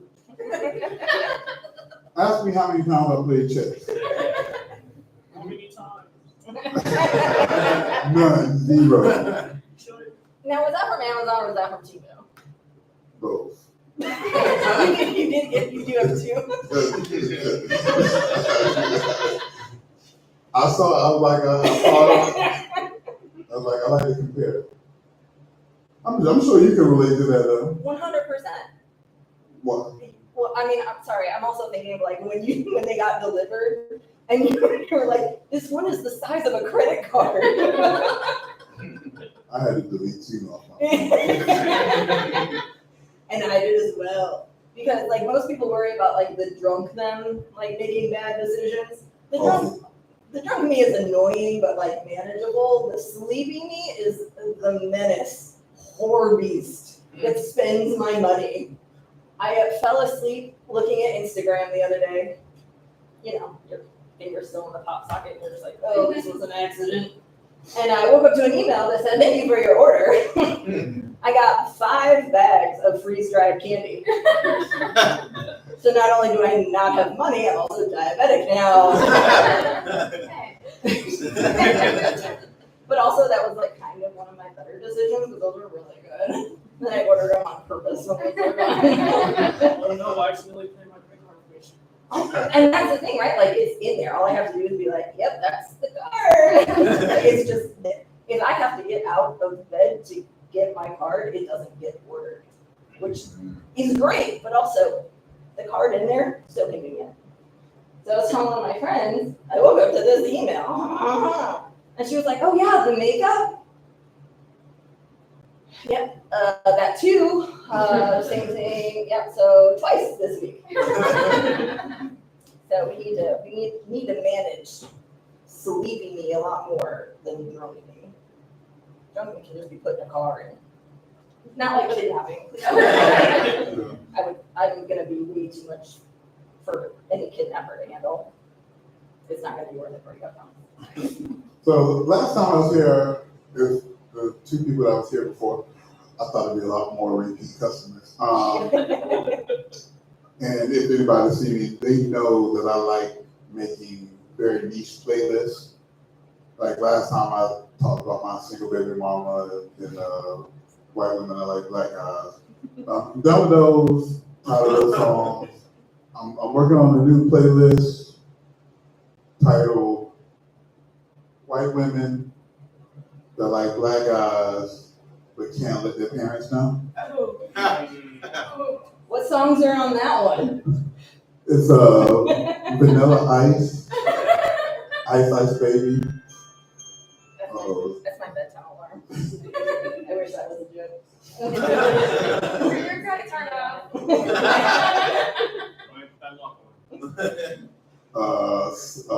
Eminem, Slim Shady,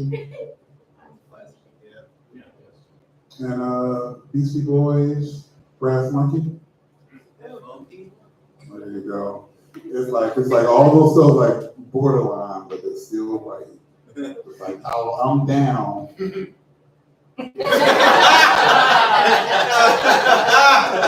So how's your mom with interracial dating? I'm gonna say I like all those songs. Yeah, she's not a fan of much anything darker. I'm Hispanic, and she like forgets that. Like you bred with a minority, and she's like, right, but like just that one. That was different. Exactly, that was different. And He was passing.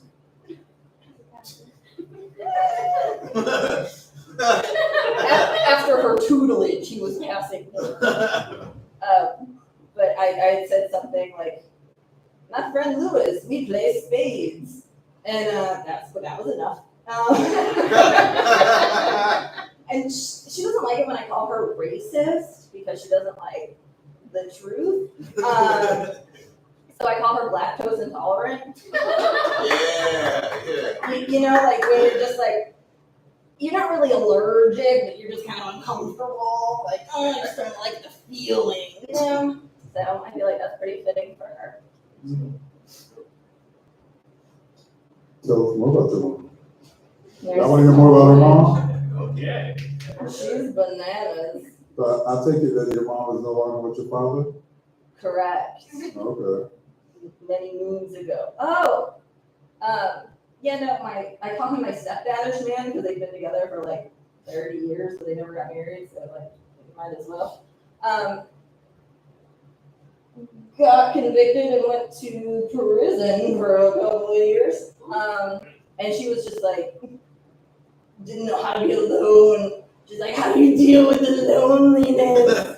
I've been divorced since 2016. This is the first time she asked how I was doing. It's great. I told her to go to Home Depot in a skirt. because that's really what she was looking for.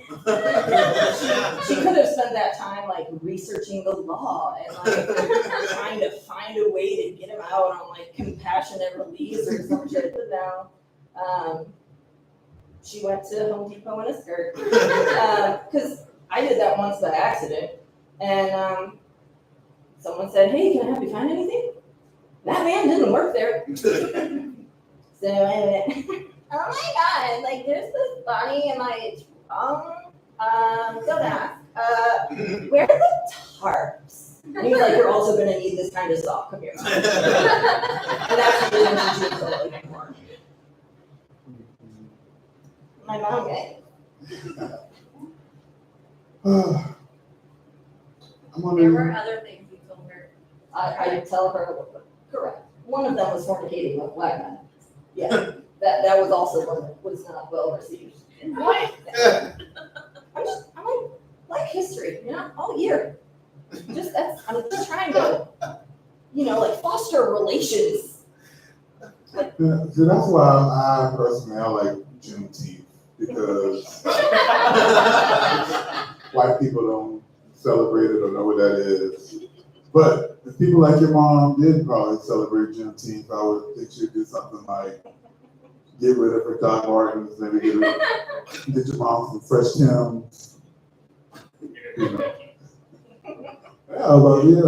Patagonia or being Valley probably start making that shit, and she'll just be all about it. Oh, look at my new fresh fit, dog. But the one thing I would see somebody like her mom doing on Juneteenth, to get real festive, I see her adding fried chicken and watermelon to her charcuterie board. All right, y'all been good. Have a good night. Thank you. Everybody give it up for LouisTee and Regina. Thank you all so much. We're going to bring up our last act today. Appreciate y'all hanging around. I hope we're going to have a good evening. This guy's performed a few times. I love all the songs. He brought a friend with him. I haven't heard it yet, but I'm super excited about that because if Adam produced him, I think it's going to be good. So, without any wait, please welcome from 41st Street Studio, Mr. Adam Osarzas.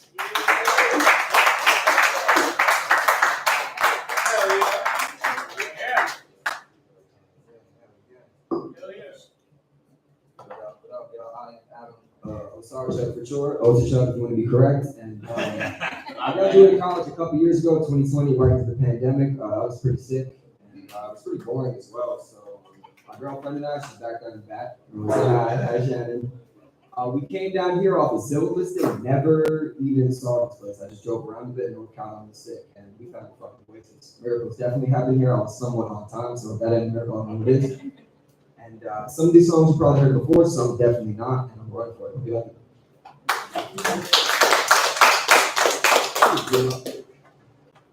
Oh, I forgot my cable, so.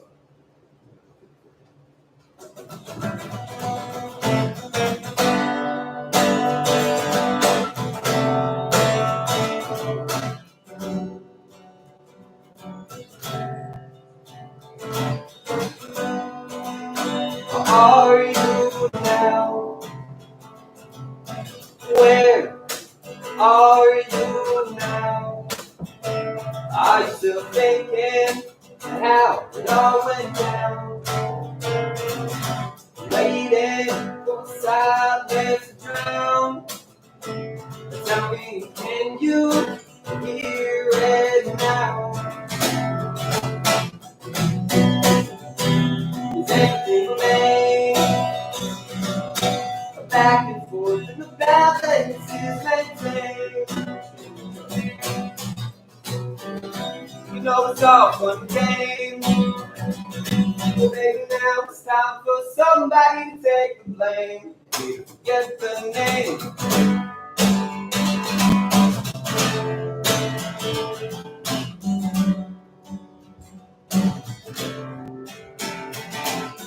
You called my phone yesterday. I don't have the shit you say. When all this time ain't safe, why man, do you ever wish you spent your life differently. Said you drink a back and forth in the ballet and says many things. You know it's all fun and games. Now it's time for somebody to take the blame.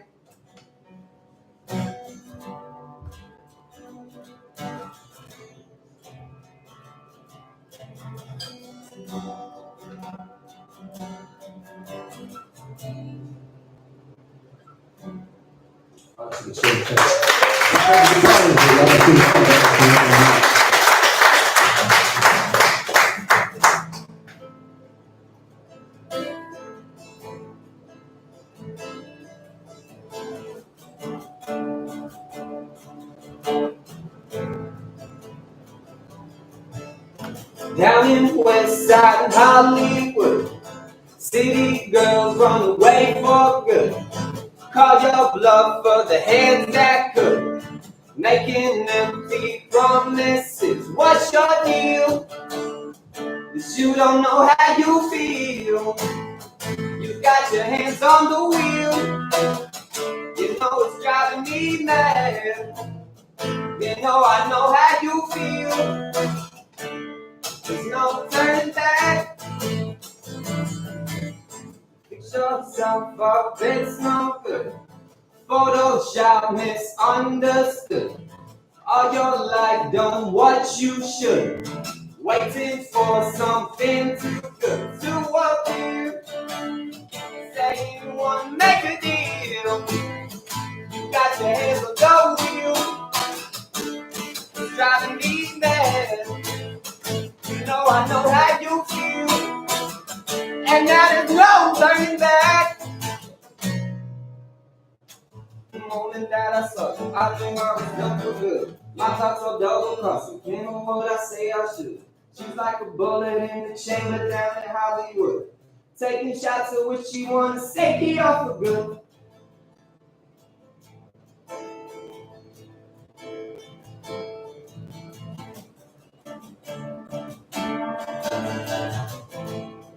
Oh, that shit fixed. Every problem has a fix. And the real thing on that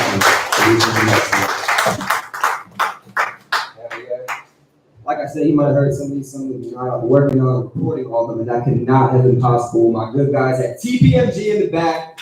That's Big Hollywood, brought the right to the east, no one recorded, and the best new artists in the city. Side 777, bet your lucky numbers. So again, those recorded with them couldn't dumb that. This one's a waste of time.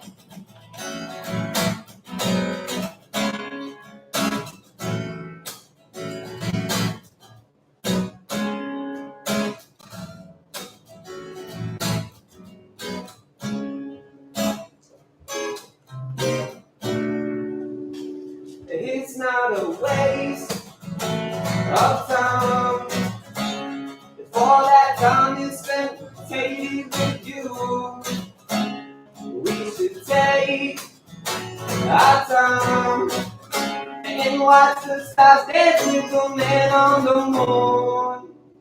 I like to waste my time knowing that I ain't got nothing to lose. Also, baby, if you change your mind, step out of line for a moment or two. But I can't wait every day while you walk around in place. I contemplate on everything, and I still don't know what I should say. But if I leave, oh well, just don't waste your time on me. We should take a night, knowing underneath some nothing's new. Oh, whenever I wait, it's time. The face I wanna see belongs to you. Yeah, but I can't wait every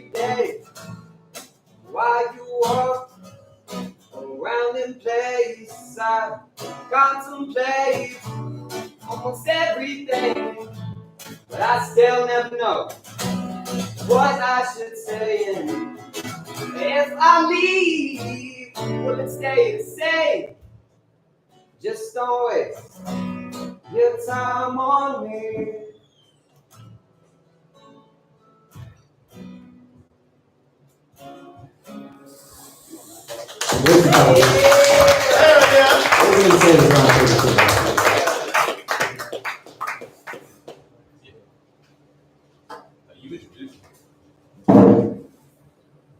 So hell yeah. I don't say I love music, been around it my whole life. And, besides writing songs, performing, I love producing. I love working with people who've got a vision and want to see it through and have faith in the process. So some of these are recorded, and yeah, we'll get to it. Something to look out for. If you like it, I can tell you where to find it. As an example. Nights like these.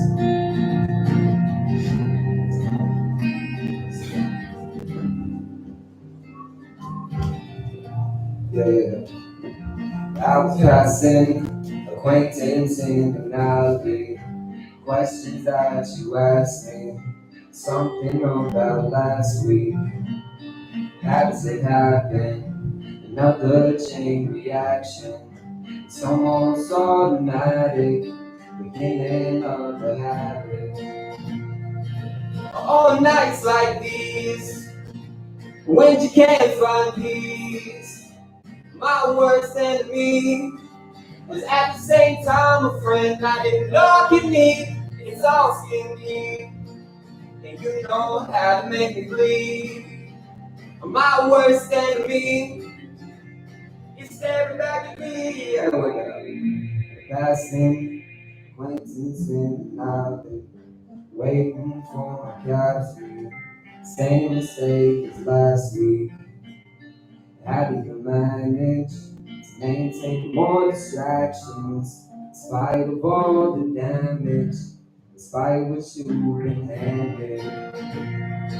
On the nights like these, when you can't find peace, my worst enemy was at the same time a friend I didn't know I could need. It's all skin deep, you know how to make me bleed. My worst enemy staring back at me. That shit not like this. Last time we were alone, we ain't got too much money. No one took my good phone. Maintain hope. We're not playing this music. See, Black Market. So that's it.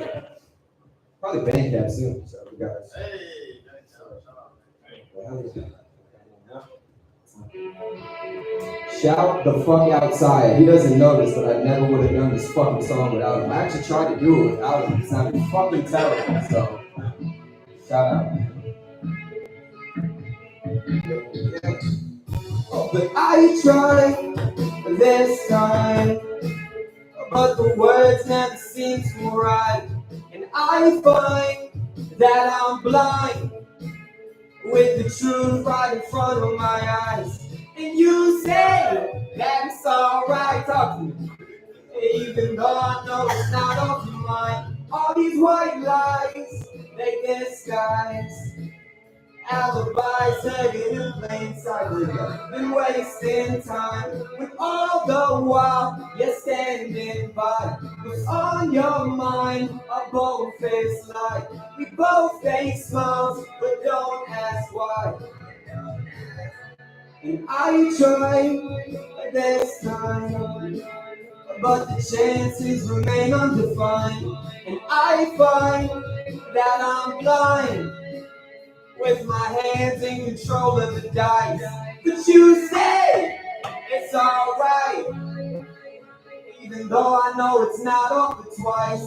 White lies, disguise, alibis hidden in. I've been wasting time with all the while you're standing by. And I tried this time, but I just can't get you off my mind. And I find that I'm blind everywhere that I aim demise. But you say that it's alright, even though I know it's not of mine. White lies, disguise, alibis hidden. I've been wasting time, when all the while you're standing by. What's on your mind? A bold-faced lie. You both fake smiles, but don't ask why. Thank y'all so motherfucking much for coming out.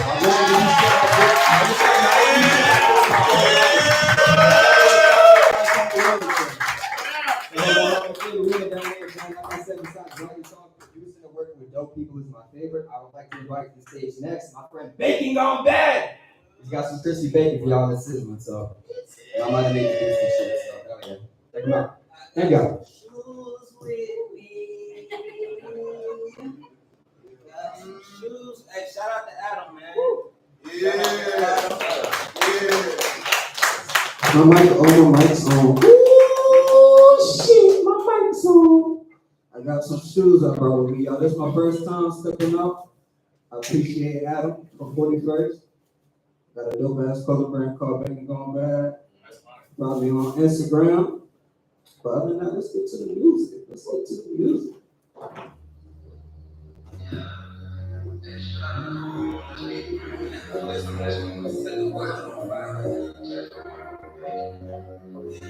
Yeah.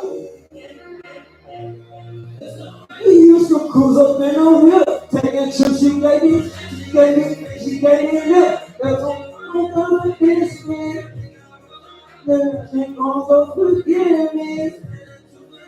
It's okay, it's alright, yeah. It's alright, making moves all through the night, yeah. Catching flights, hella high just like a kite, yeah. Getting money, stacking tall just like a giant. I made a way, now it got me out here surfing. I see they fake, I had it going, swerve on. You motion through some shit you never heard of. Get going back, so be hard to forget me. I be really sliding, I be out in the streets. Making money like every day. It's gonna do, forget me, yeah, that's okay. It's alright, cause I found these cougars in a wheel. Taking trips to be no shit, she gave me face, she gave me lip. All she wanna do, forgive me, I think I broke her heart. Now she won't go forgive me, it's better to forget. It's okay, it's alright, yeah. It's alright, making moves all through the night. Taking flights, taking hey, yeah. Getting money, it's like a giant.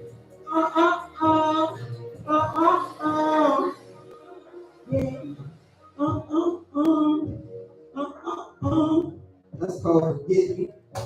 Shout out to Bruno on that. Shout out to 41st on that. Yes, indeed. On to the next. The next song is called Cyberpunk. 41st. Shout out Adam again on this one. You did this one, goddamn. Yes, sir. I've been sliding through the city, popping willies, I don't give a fuck. Haters get their hating, bitch, I'm turned up like a cyberpunk. Try me if you wanna leave a clown right in the circle. I've been making moves, I believe that I found my purpose. Sliding through the city, popping willies, I don't give a fuck. Haters get their hating, bitch, I'm turned up like a cyberpunk. Try me if you wanna leave a clown right in the circle. I've been making moves, I believe that I found my purpose. Menace to society, I'm feeling super dangerous. I'm that type of guy you can really get some money with. I've been cutting up, yeah, I got my fucking city lit. Baking Gone Bad, yeah, you know that I'm the shit. Got the kicks with the fit, got that hat that match the wrist. So much water you might drown, leave you swimming with the fish. I've been smoking by the pound, they help me eat my bitch. I was riding with this cyber chick, you know she keep a blinky. Just in case they wish you watch, we leave the scene slippery. I've been out the brain, yeah, you know my style is set. On a different planet, baby, it's gonna be hard to look.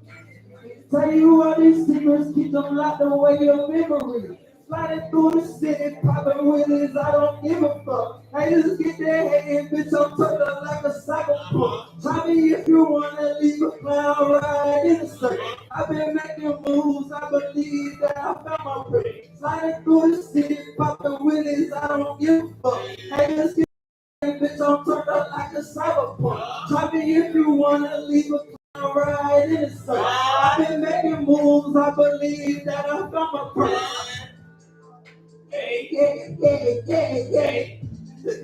Shout out to Adam on that one, 41st. Yes, sir.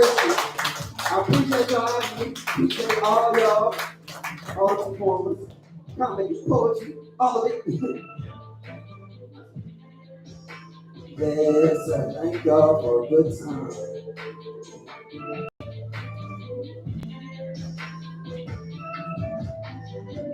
That was awesome. Thank you all so much for being here. Shout out to Bacon. Again, I never heard before. Shout out to Adam. Shout out to everybody. Louis, Regina, Izzy, guy, TMI. Give it up for my man Tate. My man Sound all night. We got here at 5 o'clock. And he just been working to try to figure this out. We did not know that our we couldn't play songs to this thing until right before we started. So he helped me out figuring out a loophole. But give it up. One thing I want to do, he's over there. I think he's our only viewer right now. It's Malcolm. He's the guy that I run this place with, also known as Milk. He's up in Maine with family right now, so we all miss him. I will say, everybody wants to give a shout out to him real quick. We'll do that. He will kill me if we do not take a photo. So we do have to go outside, and we do have to take a photo outside, or he will be so mad at me. So that is it for our night. Thank you all so much. Please, if you don't know an artist, please go up and talk to them. I do want to point out one thing.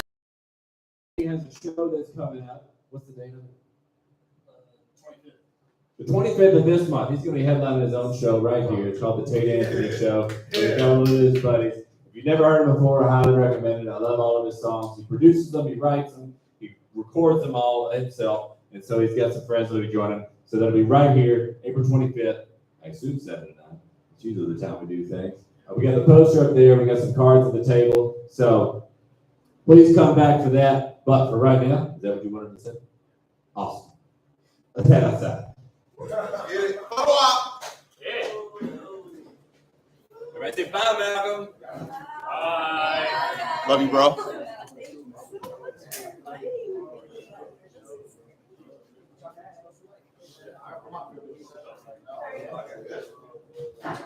Oh, he's still there. It's still just Malcolm. Bye. Is Milk on there? Yeah, we got 2 watchers. Yo. He's up there with his whole fam. See ya. We out of here. There goes.